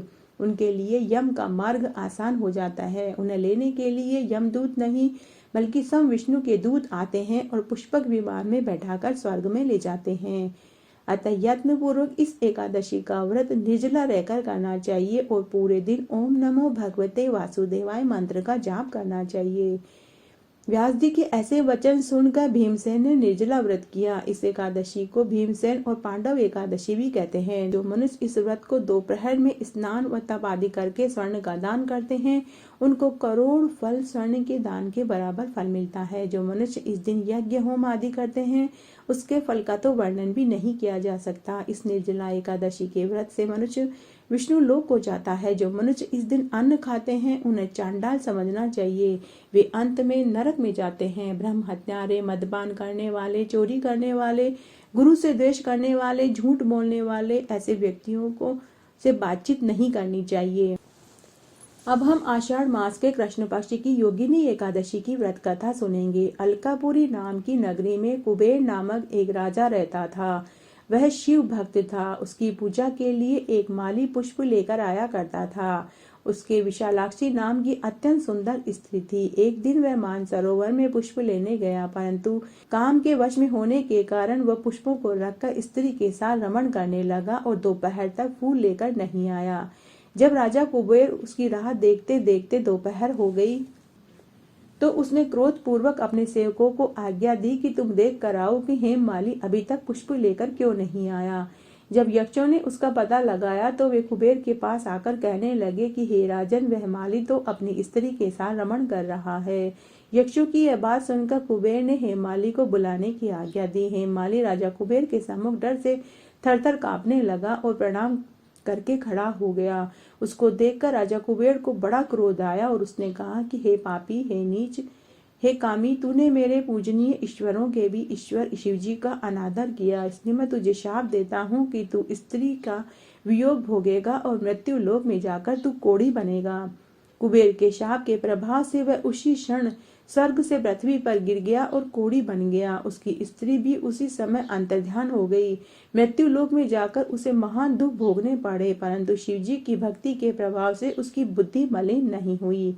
वह हिमाचल पर्वत की ओर चल दिया। वहां चलते चलते वह मार्कंडे ऋषि के आश्रम में पहुंचा। वह ऋषि अत्यंत वृद्ध थे, तपस्वी थे।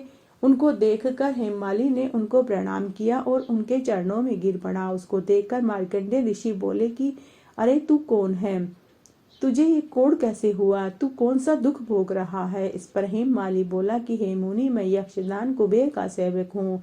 मैं राजा की पूजा के लिए नित्य प्रति पुष्प लेकर जाया करता था। एक दिन अपनी स्त्री के साथ विहार करते करते मुझे देर हो गई और मैं दोपहर तक पुष्प लेकर नहीं पहुंचा, तो राजा ने मुझे कोढ़ी होने का शाप दे दिया। इससे मैं कोढ़ी हो गया हूँ और महान दुख भोग रहा हूँ। अतः आप मुझे कोई ऐसा उपाय बताइए जिससे कि मुझे मुक्ति मिल सके। इस पर मार्कंडे ऋषि बोले कि हे भाई, तूने मेरे सम्मुख सत्य वचन कहे हैं, इसलिए मैं तेरा उद्धार करने का व्रत लेता हूँ। यदि तू आषाढ़ माह के कृष्ण पक्ष की योगिनी एकादशी का विधि पूर्वक व्रत करेगा तो तेरे सभी पाप धुल जाएंगे। इस पर हेममाली बहुत प्रसन्न हुआ। उसने मुनि के वचनों को सुनकर योगिनी एकादशी का विधि पूर्वक व्रत किया। इसके प्रभाव से वह अपने पुराने रूप में आ गया और अपनी स्त्री के साथ वापस विहार करने लगा। योगिनी एकादशी की कथा को सुनने से मनुष्य को 88 सहस्त्र ब्राह्मणों को भोजन कराने के बराबर का फल मिलता है। जो व्रत करता है उसके समस्त पाप छूट जाते हैं और मरने पर उसे स्वर्ग प्राप्त होता है। अब हम आषाढ़ शुक्ल पक्ष की देवशयनी एकादशी अथवा पद्मा एकादशी भी कहते हैं, इसकी व्रत कथा सुनेंगे। सूर्यवंशी मांधाता नाम का एक राजा था। एक समय उस राजा के राज्य में 3 साल तक जल नहीं बरसा। उसके राज्य में अकाल पड़ गया। राजा के राज्य में अन्न की कमी हो गई और सारी प्रजा दुखी रहने लगी। एक दिन प्रजा राजा के पास जाकर प्रार्थना करने लगी कि हे राजन, सारे विश्व की सृष्टि का मुख्य कारण ही वर्षा है। इसी वर्षा के अभाव से राज्य में अकाल पड़ा है और हमारी प्रजा मर रही है। हे राजन, आप ऐसा कोई उपाय बताइए जिससे कि हम लोगों का दुख दूर हो। इस पर राजा मांधाता बोले कि आप लोग ठीक कह रहे हैं। वर्षा से ही अन्न पैदा होता है। वर्षा न होने से ही हम सब दुखी हैं। राजा के पापों के कारण ही प्रजा को दुख भोगना पड़ता है। मैं बहुत सोच विचार कर रहा हूँ, फिर भी मुझे इसका कोई दोष दिखाई नहीं देता है। मैं आप लोगों के दुख को दूर करने का प्रयत्न कर रहा हूँ। ऐसा कहकर राजा मानदाता भगवान की पूजा करने लगे और मुख्य आदमियों को साथ लेकर वन में निकल पड़े। वन में घूमते हुए वे एक ऋषि के आश्रम में पहुंचे। वह आश्रम अंगिरा ऋषि का था। राजा ने वहां जाकर अंगिरा ऋषि को प्रणाम किया और उनके सामने जाकर बैठ गए। तब अंगिरा ऋषि ने राजा से पूछा कि हे राजा, आप कुशल पूर्वक तो हैं, आपकी प्रजा कुशल से तो है, आप इस स्थान पर कैसे आई हैं, कृपा करके बताइए। राजा ने कहा कि हे मेरे ऋषि, मेरे राज्य में 3 साल से बरसात नहीं हुई है और अकाल पड़ गई है। पूरी प्रजा भूख और प्यास से पीड़ित है। प्रजा को दुख उठाना पड़ रहा है। प्रजा के कष्ट को दूर करने के लिए ही मैं आपके पास उपाय पूछने आया हूँ। इस पर अंगिरा ऋषि ने कहा कि हे राजा, यह सतयुग सब युगों में श्रेष्ठ है। इसमें धर्म के चारों चरण सम्मिलित हैं, अर्थात इस युग में धर्म की सबसे अधिक उन्नति होती है।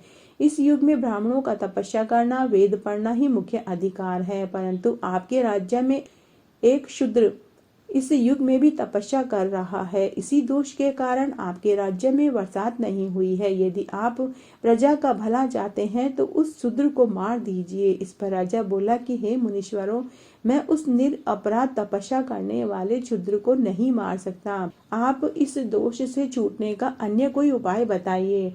तब ऋषि बोले कि हे राजन, यदि तुम ऐसा ही चाहते हो तो आषाढ़ मास के शुक्ल पक्ष की देवशयनी एकादशी का व्रत करो। विधि पूर्वक इस व्रत को करने से तुम्हारे राज्य में बरसात होगी और प्रजा सुखी पाएगी, क्योंकि इस एकादशी का व्रत सब सिद्धियों को देने वाला है, उपद्रवों को शांत करने वाला है। इस एकादशी का व्रत तुम अपनी प्रजा, सेवकों, मंत्रियों सहित करो।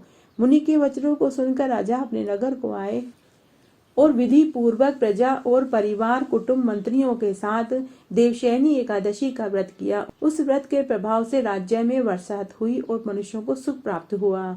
इसलिए देवशयनी एकादशी का व्रत करने से इस लोक में समस्त सुख और परलोक में मुक्ति प्राप्त होती है। जो इस कथा को पढ़ता है, सुनता है, सुनाता है, उस मनुष्य के समस्त पाप नष्ट हो जाते हैं। हम श्रावण मास के कृष्ण पक्ष की कामदा एकादशी की व्रत कथा सुनेंगे। एक बार धर्मराज युधिष्ठिर ने भगवान श्री कृष्ण से कहा कि हे भगवान, हमें आप श्रावण मास के कृष्ण पक्ष की कामदा एकादशी की व्रत कथा सुनाइए। तब श्री कृष्ण भगवान ने युधिष्ठिर को श्रावण मास के कृष्ण पक्ष की कामदा एकादशी की व्रत कथा सुनाई। उन्होंने कहा कि हे राजन, तुम सावन मास के कृष्ण पक्ष की कामदा एकादशी की व्रत कथा सुनो। एक समय नारद जी ने पूछा कि हे पितामह, आज मेरे श्रावण मास के कृष्ण पक्ष की एकादशी की कथा सुनने की इच्छा है, अतः आप उसे सुनाइए। तब भीष्म पितामह नारद जी के वचनों को सुनकर बोले कि हे नारद, आपने मुझसे बहुत सुंदर प्रश्न किया है, अब आप ध्यान से सुनिए। श्रावण मास के कृष्ण पक्ष की एकादशी का नाम कामदा एकादशी है। इस एकादशी की कथा को सुनने मात्र से ही वाजपेयी यज्ञ का फल प्राप्त होता है। कामदा एकादशी के व्रत में शंख, चक्र, गदाधारी विष्णु भगवान की पूजा करनी चाहिए। जो मनुष्य इस एकादशी के दिन धूप, दीप, नैवेद्य से भगवान विष्णु की पूजा करते हैं, उन्हें गंगा स्नान के फल के बराबर फल प्राप्त होता है। जो फल सूर्य, चंद्र ग्रहण, केदार, कुरुक्षेत्र में स्नान करने से मिलता है, वही फल कामदा एकादशी का व्रत करने से ही मिल जाता है। भगवान विष्णु की पूजा का फल श्रावण मास के कृष्ण पक्ष की एकादशी के फल के बराबर है। भक्ति पूर्वक भगवान की पूजा न बन सके तो श्रावण मास के कृष्ण पक्ष की कामदा एकादशी का व्रत जरूर करना चाहिए। आभूषणों से युक्त बछड़ा दान देने से जो फल मिलता है, वही फल कामदा एकादशी का व्रत करने से ही मिल जाता है। कामदा एकादशी के दिन जो भगवान विष्णु की पूजा करते हैं, उससे सभी वेद, नाग, किन्नर और पितृ भी खुश हो जाते हैं। हे नारद, स्वयं भगवान ने अपने मुख से कहा कि मनुष्यों को अध्यात्म विद्या से जो फल मिलता है, उससे अधिक फल कामदा एकादशी का व्रत करने से ही मिल जाता है। इस व्रत के करने से मनुष्य अंतिम समय तक अनेक दुखों से युक्त यमराज और नरक के दर्शन नहीं पाता। कामदा एकादशी का व्रत तथा रात्रि जागरण से मनुष्य को योनि से छूट जाता है और मरने पर स्वर्ग प्राप्त होता है। जो मनुष्य श्रावण मास के कृष्ण पक्ष की कामदा एकादशी के व्रत में तुलसी जी की पूजन करता है, उसे विष्णु भगवान के पूजा का फल प्राप्त होता है और वह इस संसार में इस तरह से अलग रहता है जिस प्रकार कमल में जल रहता है। भगवान की तुलसी दल से पूजा करने का फल 1 भार स्वर्ण 4 भार चांदी के दान के बराबर मिलता है। श्री विष्णु भगवान रत्न, सोना, चांदी, हीरे, मोती से इतने खुश नहीं होते जितने की पूजा के साथ तुलसी दल रखने से ही खुश हो जाते हैं। भगवान विष्णु भोग को तब तक स्वीकार नहीं करते जब तक कि उसके ऊपर तुलसी दल रखा हुआ नहीं हो। जो मनुष्य एकादशी के दिन भगवान के सामने दीपक जलाता है उसके पितृ स्वर्ग में सुधा का पान करते हैं। जो मनुष्य भगवान के सामने घी या तेल का दीपक जलाते हैं उनके सूर्य लोक में भी सहस्त्र दीपकों का प्रकाश मिलता है। वे ब्रह्म हत्या, ब्राह्मण हत्या जैसे पापों से भी छूट जाते हैं। अब हम श्रावण मास की पुत्रदा एकादशी की व्रत कथा सुनेंगे। द्वापर युग के प्रारंभ में महिष्मती नाम की नगरी में महीजीत नाम का एक राजा रहता था। वह पुत्र से हीन था, वह सदैव चिंता में रहता था। वैसे राज्य का सुख भी दुखदायी प्रतीत होता था, क्योंकि पुत्र बिना इस लोक और परलोक दोनों में सुख नहीं मिलता। राजा ने पुत्र की प्राप्ति के लिए बहुत प्रयत्न करे, परंतु सभी निष्फल हो गए। जब वह राजा वृद्ध होने लगा तो उसकी चिंता बढ़ गई। एक दिन उस राजा ने अपनी प्रजा को संबोधित करके कहा कि मैंने न तो अपने जीवन में कोई पाप किया, न कभी अन्याय किया, और मैंने कभी भी देवता और ब्राह्मणों का धन नहीं छीना, नहीं मैंने किसी की धरोहर ली। मैंने अपनी प्रजा का पालन पुत्र के समान ही किया है। मैंने अपराधियों को भी पुत्र और बांधुओं की तरह ही दंड दिया है। मैंने कभी किसी से राग द्वेष नहीं किया, कभी किसी का मैंने दिल नहीं दुखाया। मैंने हमेशा धर्म युक्त ही राज्य किया है, फिर भी मैं महादुख पा रहा हूँ। इसका क्या कारण है वह मेरे समझ में नहीं आ रहा है। बहुत दुखी हूँ। राजा महीजीत की इस बात को सुनकर सभी मंत्री और मुख्य प्रजागण दुखी हो गए और एक दिन उन्होंने एक उपाय बनाया और वे सभी वन में गए। वहां वन में जाकर बड़े बड़े मुनियों के दर्शन किए। तब उन्हें एक आश्रम दिखाई दिया। उस आश्रम में लोमेश ऋषि बैठे हुए थे। सभी मंत्री और प्रजा के गणमान्य लोगों ने लोमेश ऋषि को प्रणाम किया।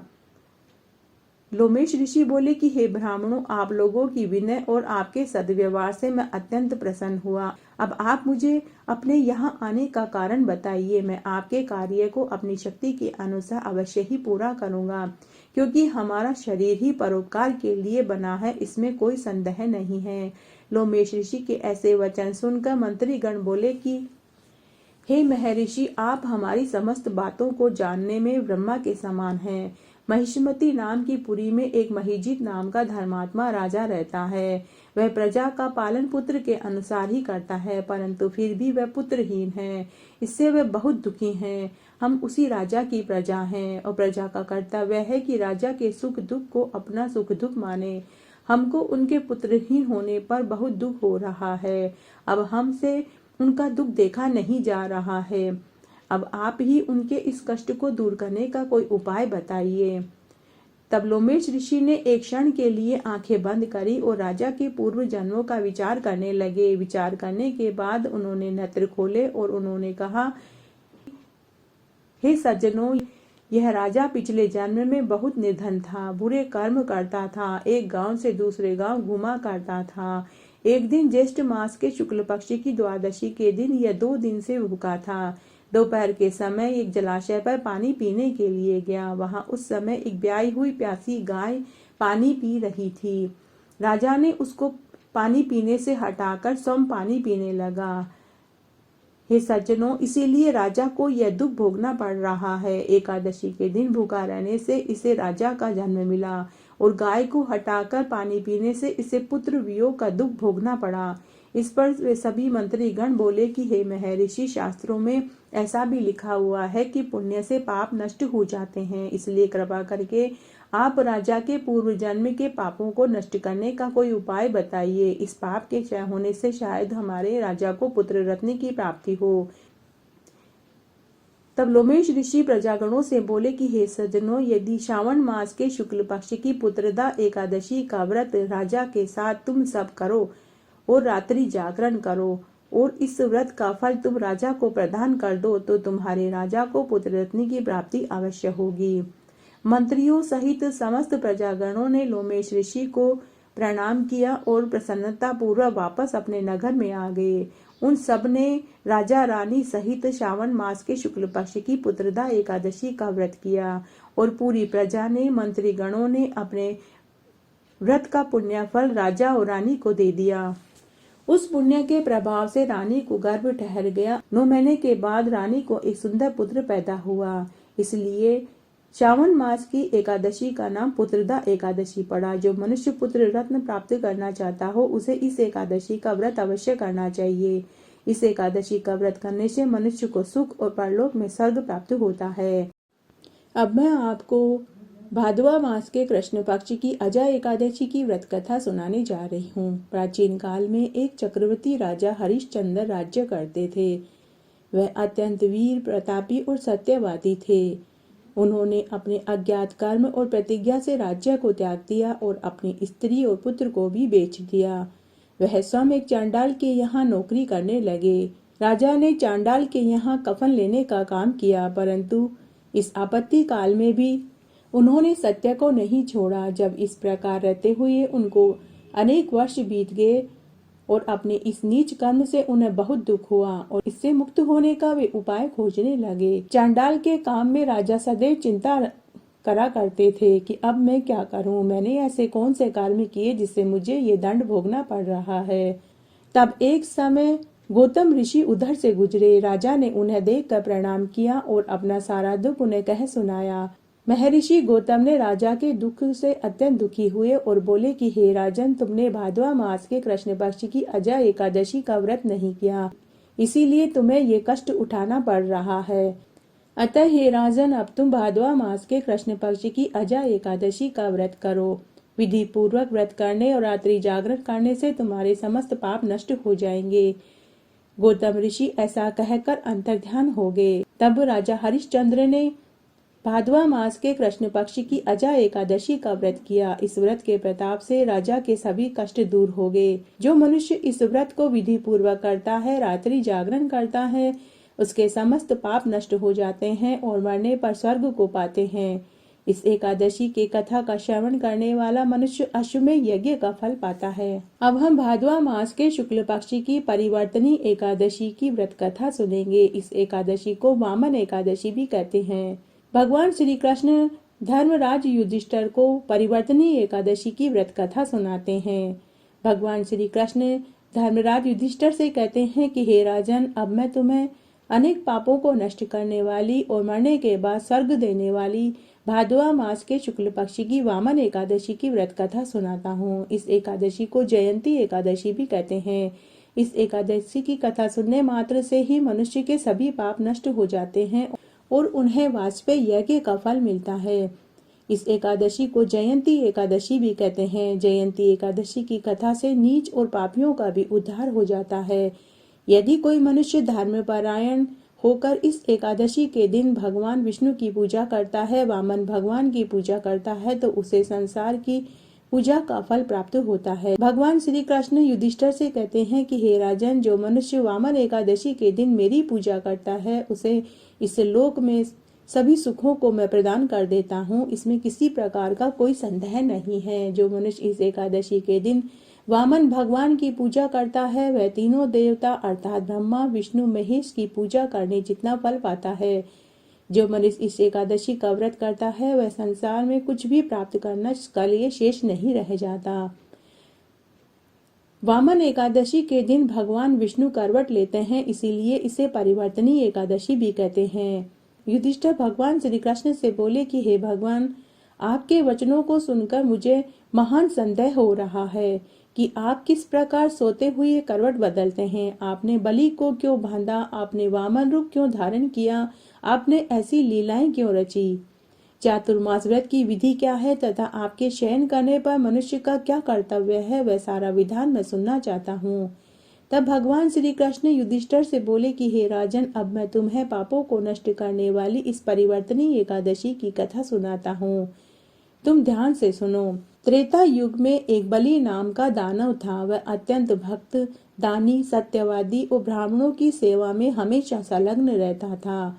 उसके द्वार पे कोई भी उससे दान मांगता, वह उसे वही दान देता था। वह अपनी भक्ति के प्रभाव से स्वर्ग में इंद्र के समान राज्य करने लगा। इंद्र तथा अन्य देवताओं को यह बात सहन नहीं हुई। सभी देवता मुझसे प्रार्थना करने लगे। तब अंत में मैंने वामन रूप धारण किया और अत्यंत तेजस्वी ब्राह्मण बालक के रूप में राजा बलि को मैंने जीता। युधिष्ठिर बोले कि हे जनार्दन, आपने वामन रूप धारण करके बलि को किस प्रकार जीता? तब भगवान श्री कृष्ण ने कहा कि हे राजन, मैंने वामन का रूप धारण करके राजा बलि से याचना करी और राजा से मैंने 3 पग भूमि दान में मांगी। राजा बलि ने इस छोटी सी याचना को स्वीकार कर लिया। वह 3 पग भूमि देने को तैयार हो गया। तब मैंने अपने आकार को बढ़ा लिया। भूलोक में पैर, भूलोक में जंघा, स्वर्गलोक में कमर, महलोक में पेट, जनलोक में हृदय, तपलोक में कंठ और सत्यलोक में मुख कर अपने सिर को ऊंचा उठा लिया। उस समय सूर्य, चंद्रमा, नक्षत्र, इंद्र, अन्य देवता मेरी स्तुति करने लगे। उस समय मैंने राजा बलि को कहा कि हे राजन, अब मैं अपना तीसरा पैर कहाँ रखूं? यह सुनते ही वह महान बलशाली राजा बलि ने अपना सिर नीचा कर दिया और उसने कहा कि हे भगवान, आप अपना तीसरा पैर मेरे सिर पर रखिए। जैसे ही मैंने उस दानव के सिर पर पैर रखा तो वह पाताल में पहुंच गया। जब मैंने उस अत्यंत विनीत पाया तो मैंने उससे कहा कि हे बलि, मैं सदैव तुम्हारे पास ही रहूंगा। भाद्वा के शुक्ल पक्ष की एकादशी को परिवर्तनी नामक एकादशी के दिन मेरी एक प्रतिमा राजा बलि के पास रहती है और एक क्षीर सागर में शेष नैया पर शयन करती रहती है। इस एकादशी को विष्णु भगवान सोते हुए करवट लेते हैं, इसीलिए त्रिलोकी के नाथ श्री विष्णु भगवान की पूजा की जाती है। इसमें चावल और दही का दान किया जाता है। इस दिन रात्रि को जागरण करना चाहिए। जो मनुष्य ऐसा करता है उसके समस्त पाप छूटकर वह मरने पर स्वर्ग को चला जाता है। जो मनुष्य इस पवित्र पावनी कथा को सुनता है उसे अश्वमेध यज्ञ करने जितना फल मिलता है। अब मैं आपको आश्विन मास के कृष्ण पक्ष की इंदिरा एकादशी की व्रत कथा सुनाने जा रही हूँ। इस एकादशी की कथा सुनने से वाजपेयी यज्ञ का फल मिलता है। नरक में पड़े हुए पितरों का भी उद्धार हो जाता है। कथा इस प्रकार है। प्राचीन सतयुग में महिष्मती नाम की नगरी में इंद्रसेन नाम का प्रतापी राजा राज्य करता था। एक समय अपनी राजसभा में सुखपूर्वक बैठा हुआ था। महर्षि नारद आकाश मार्ग से उतरकर राजा की सभा में आए। महर्षि नारद बोले कि हे राजन, आपके राज्य में सब कुशल क्षेम तो हैं। मैं आपकी धर्म परायणता देखकर अत्यंत ही प्रसन्न हूँ। तब राजा बोला कि हे महर्षि, आपकी कृपा से मेरे राज्य में सब कुशल से है। तब नारद मुनि बोले कि हे राजन, मुझे एक महान आश्चर्य हो रहा है। एक समय जब मैं ब्रह्मलोक से यमलोक में गया तो उस यमराज की सभा में मैंने तुम्हारे पिताजी को बैठे हुए देखा। तुम्हारे पिता महान ज्ञानी, दानी और धर्मात्मा थे। वे एकादशी का व्रत बिगड़ जाने से यमलोक को चले गए। तुम्हारे पिता ने मुझे तुम्हारे लिए एक समाचार भेजा है।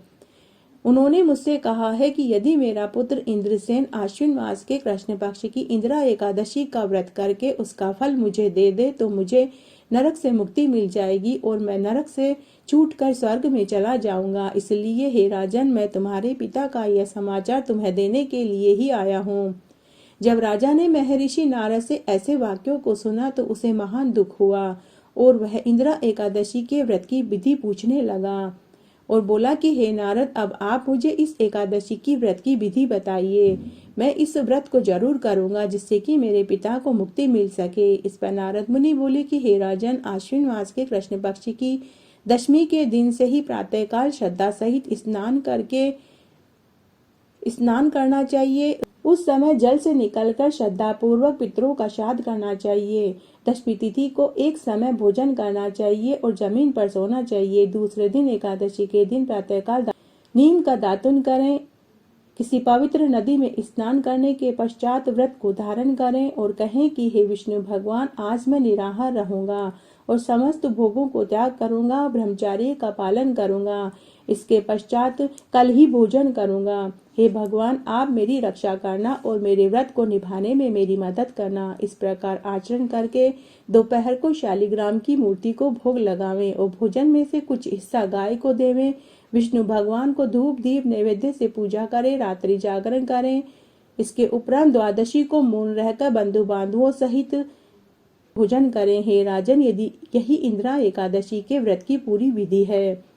हे राजन, यदि तुम आलस्य रहित होकर इस एकादशी का व्रत करोगे तो तुम्हारे पिताजी को अवश्य ही स्वर्ग मिलेगा। महर्षि नारद राजन को सारा उपदेश देकर अंतर्ध्यान हो गए। तब राजा ने इंदिरा एकादशी का व्रत विधि पूर्वक किया। तब राजा ने अपने व्रत का फल अपने पिता को समर्पित कर दिया। बंधु बांधवों सहित इस व्रत के करने से आकाश से पुष्पों की वर्षा हुई और राजा के पिता को यमलोक से गरुड़ पर चढ़कर स्वर्ग को चले गए। राजा इंद्रसेन भी एकादशी के व्रत के प्रभाव से इस लोक के सभी सुखों को भोगकर स्वर्गलोक को प्राप्त हुए। अब हम आश्विन मास के शुक्ल पक्ष की पापाकुशा एकादशी की व्रत कथा सुनेंगे। इस एकादशी का व्रत करने से मनवांछित फल की प्राप्ति होती है। जो मनुष्य कठिन तपस्याओं के द्वारा फल प्राप्त करता है वह इस एकादशी के दिन क्षीरसागर में शेषनाग पर शयन करने वाले विष्णु भगवान को नमस्कार करके व्रत करना चाहिए। जो मनुष्य पापाकुशा एकादशी का व्रत करता है वह शंकर और चक्रधारी विष्णु भगवान की शरण में जाता है और यम यातना उसे नहीं भोगनी पड़ती। पापी मनुष्य भी अगर इस व्रत को करता है तो उसे यम के दुख नहीं देखने पड़ते।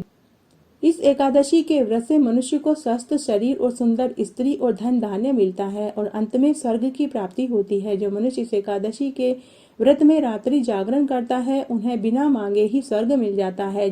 जो मनुष्य एकादशी के दिन भूमि, गाय, अन्न, जल, उपनाह, वस्त्र, छत्र का दान करते हैं उन्हें यमराज के दर्शन नहीं होते, वे आवागमन के चक्र से छूट जाते हैं।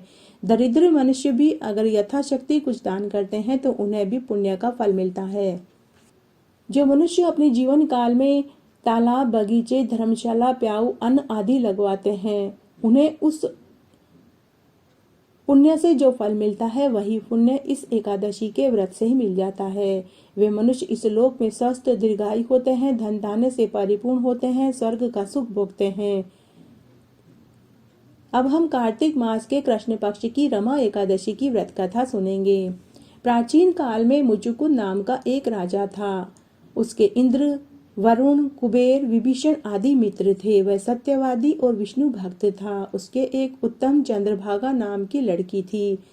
उसने उस लड़की का विवाह राजा चंद्रसेन के पुत्र शोभन से कर दिया। एक समय जब वह अपने ससुराल में थी, एक एकादशी आई। चंद्रभागा सोचने लगी कि अब एकादशी तिथि आने वाली है, परंतु मेरे पति अत्यंत ही कमजोर हैं, इसलिए वह ये व्रत नहीं कर पाएंगे। परंतु मेरे पिता की आज्ञा बड़ी ही कठिन है। जब दशमी तिथि आई तब राज्य में ढिंडोरा पीटा गया। उसको सुनकर शोभन अपनी पत्नी के पास आया और पूछने लगा कि हे प्रिय, तुम मुझे कुछ उपाय बतलाओ, क्योंकि यदि मैं व्रत करूंगा तो अवश्य ही मर जाऊंगा। इस पर चंद्रभागा बोली कि हे प्राणनाथ, मेरे पिता के राज्य में एकादशी के दिन कोई भी भोजन नहीं करता, यहाँ तक कि हाथी, घोड़ा, ऊंट कोई भी तृण, अन्न, जल ग्रहण नहीं करता है। फिर यहाँ मनुष्य कैसे भोजन कर सकता है? यदि आप भोजन करना चाहते हैं तो यहाँ से किसी दूसरे स्थान पर चले जाइए, क्योंकि यदि आप इस स्थान पर रहेंगे तो आपको व्रत अवश्य ही करना पड़ेगा। इस पर शोभन बोला कि हे प्रिय, आपका कहना बिल्कुल उत्तम है, मैं अवश्य ही यह व्रत करूंगा। फिर जो मेरे भाग्य में लिखा होगा वह तो होकर ही रहेगा। ऐसा विचार करके उसने एकादशी का व्रत किया। सूर्य भगवान जब अस्त हो गए और जागरण हो रहा था, वह शोभन को भूख से बहुत पीड़ा होने लगी। दूसरे दिन प्रातःकाल होने से पहले ही शोभन चल बसा। राजा ने उसके मृत शरीर का दहन कर दिया। चंद्रभागा अपने पति की आज्ञा अनुसार अग्नि में सती नहीं हुई, वह अपने पिता के घर ही रहने लगी। रमा एकादशी के व्रत के प्रभाव से शोभन को मंदराचल पर्वत पर धन धान्य से युक्त और शत्रुओं से रहित एक उत्तम नगर प्राप्त हुआ।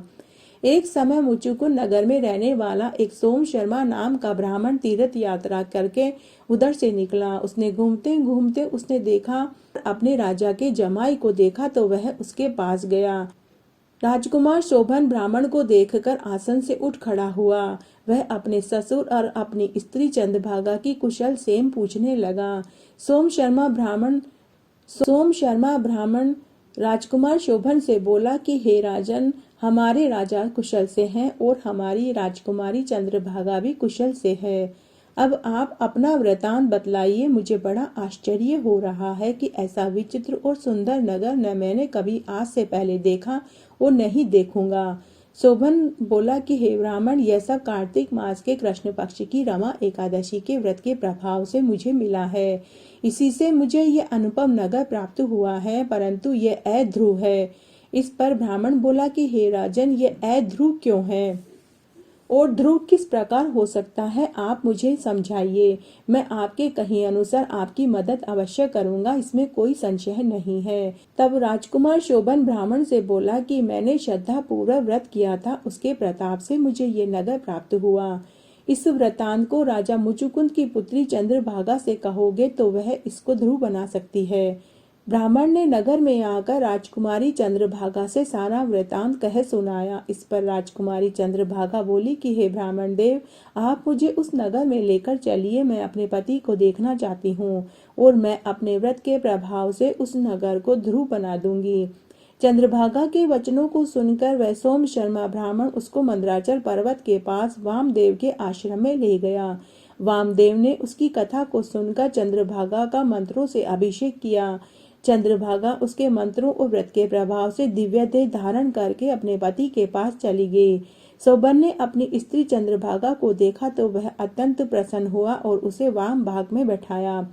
चंद्रभागा बोली कि हे प्राणनाथ, अब आप मेरे पुण्य को सुनिए। जब मैं अपने पिता के घर में 8 साल की थी तभी से मैं ये व्रत कर रही हूँ। उन्हीं व्रतों के प्रभाव से आपका यह नगर ध्रुव हो जाएगा और समस्त कर्मों से युक्त होकर प्रलय के अंत तक रहेगा। चंद्रभागा दिव्य देह धारण करके और दिव्य आभूषण वस्त्रों से सजकर अपने पति के साथ आनंद पूर्वक शोभन के साथ रहने लगी। अब मैं आपको कार्तिक मास के शुक्ल पक्ष की देवउठनी एकादशी या प्रबोधनी एकादशी की व्रत कथा सुनाने जा रही हूँ। ब्रह्मा जी बोले कि हे मुनिश्रेष्ठ, अब आप पापों को नष्ट करने वाली, पुण्य और मुक्ति और भुक्ति को देने वाली प्रबोधनी एकादशी का महात्म्य सुनाइए। भागीरथी, गंगा तथा तीर्थ नदी, समुद्र आदि तभी फल देते हैं जब तक प्रबोधनी एकादशी नहीं आती। कार्तिक मास के शुक्ल पक्ष की प्रबोधनी एकादशी के व्रत का फल सहस्त्र अश्वमेघ और 100 राजसूय यज्ञ के फल के बराबर होता है। नारद मुनि ब्रह्मा जी से बोले कि हे पितामह, संध्या को भोजन करने से, रात्रि में भोजन करने तथा पूरे दिन उपवास करने से अलग अलग क्या फल मिलता है, वह मुझे समझाइए। तब ब्रह्मा जी बोले कि हे नारद, संध्या को भोजन करने से 1 जन्म का, रात्रि में भोजन करने से 2 जन्म का, पूरे दिन उपवास करने से 7 जन्म के समस्त पाप नष्ट हो जाते हैं। प्रबोधिनी एकादशी का व्रत करने से मनुष्य के समस्त पुण्य सुमेरु पर्वत के समान हो जाते हैं। पूर्व जन्म में किए हुए बुरे कर्मों का फल भी नहीं भोगना पड़ता। जो मनुष्य इस एकादशी का व्रत करता है उसे संपूर्ण फल प्राप्त होता है। जो मनुष्य श्रद्धा पूर्वक थोड़ा भी पुण्य कर लेता है तो उनका वह पुण्य पर्वत के समान अटल हो जाता है। जो मनुष्य हृदय के अंदर ऐसा ध्यान कर लेता है कि आज मैं देवउठनी एकादशी का व्रत करूंगा, उसके ऐसा मन में सोचने मात्र से ही उसके 100 जन्म के समस्त पाप नष्ट हो जाते हैं। जो मनुष्य प्रबोधिनी एकादशी के दिन रात्रि को जागरण करता है और उनकी बीती हुई आगे आने वाली 10,000 पीढ़ियां विष्णु लोक में वास करती है तथा उनकी 7 पीढ़ियों को कभी भी दरिद्रता का दुख नहीं देखना पड़ता। यदि उनके पितर नरक में पड़े हों तो उन्हें स्वर्ग मिल जाता है। ब्रह्महत्या आदि जैसे पाप भी प्रबोधिनी एकादशी का व्रत करने से मिट जाते हैं। एकादशी के दिन रात्रि को जागरण करने का फल अश्वमेघ यज्ञ के फल के बराबर होता है। समर्थ तीर्थों में जाकर स्नान करने, दर्शन करने, गो, स्वर्ण, भूमि आदि का दान करने से जो फल मिलता है वही फल कार्तिक मास के शुक्ल पक्ष की देवउठनी एकादशी के दिन व्रत करने और रात्रि जागरण करने से ही मिल जाता है। इस संसार में जितने भी तीर्थ हैं, जितने भी तीर्थों की आशा की जा सकती है, वे सभी देवउठनी एकादशी के व्रत करने के बराबर हैं। जो मनुष्य देवउठनी एकादशी का व्रत करता है, चाहे वह योगी हो, तपस्वी हो, इंद्रियों हो, वह सबको जीत लेता है। एकादशी भगवान विष्णु को अत्यंत ही प्रिय है। इस व्रत से कायिक, वाचिक, मानसिक पाप नष्ट हो जाते हैं। देवउठनी एकादशी के दिन भगवान की प्राप्ति के लिए दान, तप, होम, यज्ञ आदि करना चाहिए, क्योंकि इनसे इनका पुण्य अक्षय हो जाता है। देवउठनी एकादशी के दिन भगवान की पूजा करने से बालक, यौवन, वृद्धावस्था के समस्त पाप नष्ट हो जाते हैं। इस एकादशी की रात्रि को जागरण करने से उसका फल चंद्र सूर्य ग्रहण के समय स्नान करने के फल से भी सहस्त्र गुना अधिक हो जाता है। मनुष्य जन्म से लेकर जो पुण्य प्रबोधिनी एकादशी के व्रत के पुण्य के समान व्यर्थ हैं।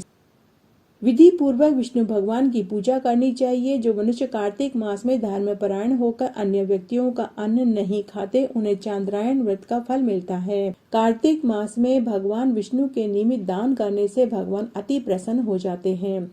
शास्त्रों की कथा सुनने से भगवान इतने प्रसन्न नहीं होते जितने कि कार्तिक मास की देवउठनी एकादशी के दिन भोग के साथ तुलसी पत्र रखने से प्रसन्न हो जाते हैं।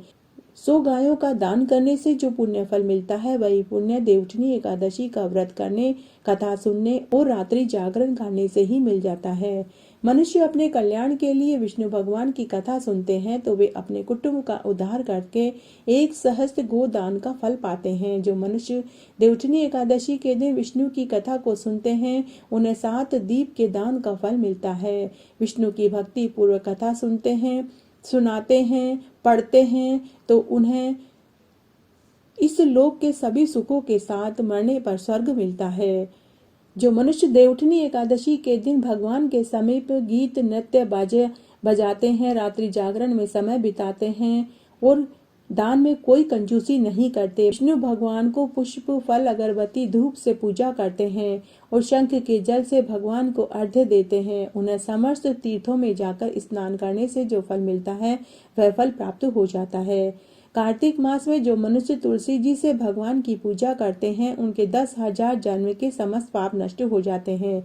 जो मनुष्य इस मास में तुलसी जी के दर्शन करते हैं, छूते हैं, ध्यान करते हैं, रोपण करते हैं, सेवा करते हैं, वे 1000 कोटि युग तक भगवान के घर में निवास करके सुख भोगते हैं। उनकी समस्त मनोकामनाएं भगवान विष्णु पूरी कर देते हैं। यदि उनके कदम के पुष्पों से पूजा की जाए तो यमराज के दुखों को नहीं देखते। जो गुलाब के पुष्पों से भगवान विष्णु की पूजा करते हैं, उनको मुक्ति मिल जाती है। जो मनुष्य बकुल और अशोक के फूलों से भगवान नारायण की पूजा करते हैं, वे अत्यंत काल तक शोक से रहित रहते हैं। जो मनुष्य विष्णु भगवान की सफेद और लाल कनेर से पूजा करते हैं, उनके ऊपर भगवान अत्यंत प्रसन्न होकर अपना आशीर्वाद प्रदान कर देते हैं। जो मनुष्य विष्णु भगवान की दुर्वादल से पूजा करते हैं, वे पूजा के फल से 100 गुना अधिक फल पाते हैं। मनुष्य देवउठनी एकादशी के दिन समीपत्र से भगवान विष्णु की पूजा करते हैं, उन्हें यमराज के दर्शन नहीं होते, उनके लिए यम मार्ग आसान हो जाता है। जो मनुष्य चंपक पुष्प से भगवान नारायण की पूजा करते हैं, वे आवागमन के चक्र से छूट जाते हैं। जो मनुष्य स्वर्ण का बना हुआ केतकी पुष्प भगवान पर चढ़ाते हैं, उनके करोड़ों जन्म के पाप नष्ट हो जाते हैं। जो मनुष्य भगवान को पीले और रक्त वर्ण कमल के पुष्प से पूजा करते हैं, उन्हें श्वेत दीप में स्थान मिलता है।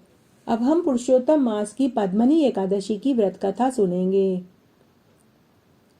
भगवान श्री कृष्ण धर्मराज युधिष्ठिर से कहते हैं कि हे राजन, पुरुषोत्तम मास के शुक्ल पक्ष की एकादशी का नाम पद्मनी है। इस एकादशी के व्रत से मनुष्य विष्णु लोक को जाता है। अब मैं इसकी एक कथा सुनाती हूँ। त्रेता युग में महिष्मती नाम की नगरी में उपकार्तवीर्य राजा राज्य करता था। उस राजा के 100 स्त्रियां थी। उसमें से किसी के भी राज्य भार लेने वाला योग्य पुत्र पैदा नहीं हुआ। उस राजा ने पुत्र की प्राप्ति के लिए अनेक यज्ञ करे, परंतु वह असफल रहा। अंत में वह तप के द्वारा ही सिद्धियों को प्राप्त जानकर तपस्या करने के लिए वन में चला गया।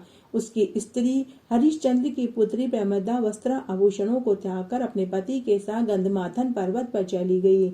उस स्थान पर उन लोगों ने 10 सहस्त्र वर्ष तक तपस्या करी, परंतु सिद्धि प्राप्त न हो सकी। राजा के शरीर में केवल हड्डियां ही हड्डियां रह गई। यह देखकर प्रमदा ने विनय सहित महासती अनुसुईया से पूछा कि मेरे पति देव को तपस्या करते हुए 10 सहस्त्र वर्ष बीत गए हैं, परंतु अभी तक भी भगवान विष्णु प्रसन्न नहीं हुए हैं जिससे कि मुझे पुत्र प्राप्त हो सके। अब आप मुझे कोई ऐसा व्रत बताइए जिससे कि मुझे पुत्र की प्राप्ति हो। इस पर अनुसुईया बोली कि अधिक मास में जो 32 महीने बाद आती है, उसमें 2 एकादशी आती है। शुक्ल पक्ष की एकादशी पद्मनी और कृष्ण पक्ष की एकादशी परमा है। उन एकादशी का व्रत करने, रात्रि जागरण करने से भगवान तुम्हें अवश्य ही पुत्र देंगे। इसके पश्चात अनुसुईया से व्रत की पूरी विधि जानी। अनुसुईया की बताई हुई विधि के अनुसार प्रमदा ने एकादशी का व्रत किया, रात्रि जागरण किया। इससे भगवान विष्णु उस पर अत्यंत प्रसन्न हो गए और उसे दर्शन देकर कहा कि हे माते, हे देवी, तुम वरदान मांगो, मैं तुम्हारे व्रत से अत्यंत ही संतुष्ट हुआ। रानी इस पर भगवान की स्तुति करने लगी। रानी ने कहा कि हे देव, अगर आप मेरे व्रत से संतुष्ट हैं, मुझे वर देना चाहते हैं, तो आप यह वरदान मेरे पति को दे दीजिए। प्रमदा का वचन सुनकर भगवान विष्णु बोले कि हे प्रमदे, मल मास मुझे बहुत प्रिय है, जिसमें एकादशी का व्रत और रात्रि जागरण जो तुमने किया है वह तो मुझे अत्यंत ही प्रसन्न है, इसलिए मैं तुमसे अधिक प्रसन्न हूँ। इतना कहकर भगवान विष्णु राजा से बोले कि हे राजन, तुम अपनी इच्छा अनुसार वर मांगो, क्योंकि तुम्हारी स्त्री ने मुझे अधिक प्रसन्न कर दिया है। क्योंकि तुम्हारी स्त्री ने पुरुषोत्तम मास की एकादशी का व्रत किया, रात्रि जागरण किया, इससे मैं अत्यंत ही प्रसन्न हुआ हूँ। भगवान की वाणी को सुनकर राजा बोला कि हे भगवान, आप मुझे सबसे श्रेष्ठ, सबके द्वारा पूजित, आपके अतिरिक्त देव, दानव, मनुष्य आदि से अजय उत्तम पुत्र दीजिए। भगवान उससे तथास्तु कहकर अंतर्ध्यान हो गए। वह दोनों अपने राज्य को वापस आए और उन्हीं के वह कार्तवीर्य उत्पन्न हुआ। वह भगवान के अतिरिक्त सबसे अजय थे, इसी से उन्होंने रावण को जीत लिया था। यह सब पद्मनी एकादशी के व्रत का ही प्रभाव था। मैं आपको पुरुषोत्तम मास अर्थात अधिक मास की कृष्ण पक्ष की परमा एकादशी की व्रत कथा सुनाने जा रही हूँ। काम्पिल्य नगरी में सुमेधा नाम का एक ब्राह्मण रहता था। उसकी स्त्री पवित्रा अत्यंत ही पवित्र और पतिव्रता थी। वह किसी पूर्व जन्म के कारण अत्यंत ही दरिद्र थे। उसे भिक्षा मांगने पर भी भिक्षा नहीं मिलती थी। वह सदैव वस्त्रों से रहित होते हुए भी अपने पति की सेवा करती रहती थी। वह अतिथि को अन्न देकर स्वयं भूखी रहती थी और पति से किसी भी प्रकार की कोई शिकायत नहीं करती थी। जब सुमेधा ने अपनी स्त्री को अत्यंत दुर्बल देखा तो वह अपनी पत्नी से बोला कि हे प्रिय, जब मैं धनवानों से धन मांगता हूँ तो वह मुझे कुछ नहीं देते। गृहस्थी केवल धन से ही चलती है, अब मैं क्या करूँ? इसलिए यदि तुम्हारी राय हो तो मैं परदेश जाकर कमाऊं। इस पर उसकी स्त्री विनीत भाव से बोली कि हे पतिदेव, पति अच्छा बुरा वह जो कुछ भी कहे पत्नी को वही करना चाहिए। पूर्व जन्म में जो मनुष्य विद्या, भूमि, अन्न दान करता है वही इस जन्म में मिलता है। यदि कोई मनुष्य दान नहीं करता तो भगवान उसे केवल अन्न ही देते हैं। मैं आपका वियोग सह नहीं पाऊंगी। पति रहित स्त्री की संसार में माता, पिता, भ्राता, ससुर, संबंधी सभी निंदा करते हैं, इसलिए आपको इसी स्थान पर रहना चाहिए। इस तरह उनका समय व्यतीत होने लगा।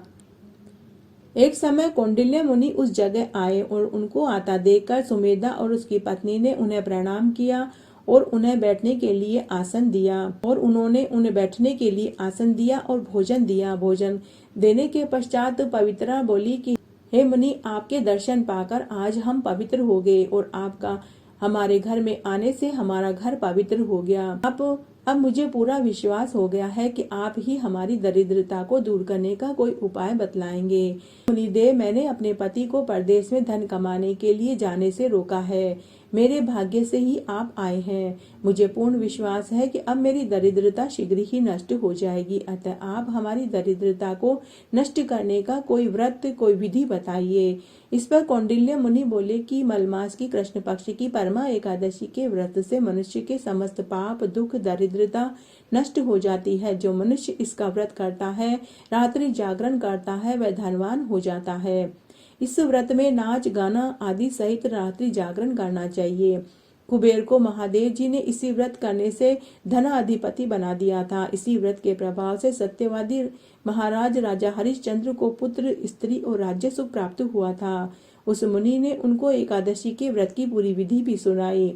वह मुनि फिर बोले कि हे ब्रह्माणी, पंचरात्रि व्रत करने से अधिक उत्तम फल प्राप्त होता है। परमा एकादशी के दिन प्रातःकाल नित्य कर्म से निवृत्त होकर विधि पूर्वक पंचरात्रि व्रत करना आरंभ कर दो। जो मनुष्य 5 दिन तक निर्जला व्रत करते हैं वे अपने माता पिता, स्त्री सहित स्वर्गलोक को जाते हैं। जो 5 दिन तक संध्या को भोजन करते हैं वे स्वर्ग को जाते हैं। जो मनुष्य स्नान करके 5 दिन तक ब्राह्मणों को भोजन कराते हैं उन्हें समस्त संसार को भोजन कराने जितना फल मिलता है। इस व्रत में जो घोड़े का दान करते हैं उन्हें तीनों लोकों में दान करने का फल मिलता है। जो मनुष्य उत्तम ब्राह्मण को तिल सहित दान करता है वे तिल की संख्या के बराबर विष्णु लोक में वास करते हैं। जो 5 दिन तक ब्रह्मचार्य का पालन करते हैं वे देवांगनाओं के साथ स्वर्ग में भोग भोगते हैं। हे पवित्रे, तुम अपने पति के साथ इसी व्रत को करो, इससे तुम्हें सिद्धि प्राप्त होगी और अंत में स्वर्ग को जाओगी। कौंडिल्य मुनि के कहे अनुसार उन्होंने परमा एकादशी का 5 दिन तक लगातार व्रत किया और वह व्रत समाप्त होते ही उसने देखा कि एक राजकुमार उनके सामने खड़ा है। राजकुमार ने उन्हें एक उत्तम घर सभी वस्तुओं से सजा हुआ दिया। राजकुमार ने उनको एक गांव भी दिया और अपने महल को चले गए। दोनों ब्राह्मण पति पत्नी इस व्रत के प्रभाव से इस लोक का सुख भोग कर मरने पर स्वर्ग लोक को प्राप्त हुए। जो मनुष्य अधिक मास की परमा एकादशी का व्रत करते हैं उन्हें समस्त तीर्थों दानों का फल मिलता है। जिस प्रकार संसार में 2 पैरों वालों में ब्राह्मण, 4 पैरों वालों में गाय और देवताओं में इंद्र श्रेष्ठ है, उसी तरह सभी महीनों में अधिक मास की एकादशी उत्तम है। इन महीनों में पंचरात्रि अत्यंत पुण्य देने वाली है। इस महीने की पद्मनी और परमा एकादशी अत्यंत ही श्रेष्ठ है। उनके व्रत से समस्त पाप क्षीण हो जाते हैं। दुर्बल मनुष्य को भी एक व्रत अवश्य करना चाहिए। जो मनुष्य अधिक मास की एकादशी का व्रत नहीं करते हैं उन्हें आत्मघात का पाग लगता है। इस तरह आज मैंने आपको 12 महीने की सभी एकादशियों का महात्म्य और साथ में सभी एकादशियों की व्रत कथा सुनाई। इस महात्म्य को एकादशी के दिन सुनने से बहुत पुण्य फल प्राप्त होता है। अगर आप इस महात्म्य का और इस व्रत कथा का 1/4 भाग भी सुनेंगे तो आपको संपूर्ण फल प्राप्त होगा। मेरे साथ बने रहने के लिए आपका धन्यवाद। आगे के कथा कहानी के लिए भी आप इसी तरह मेरे साथ बने रहें। धन्यवाद।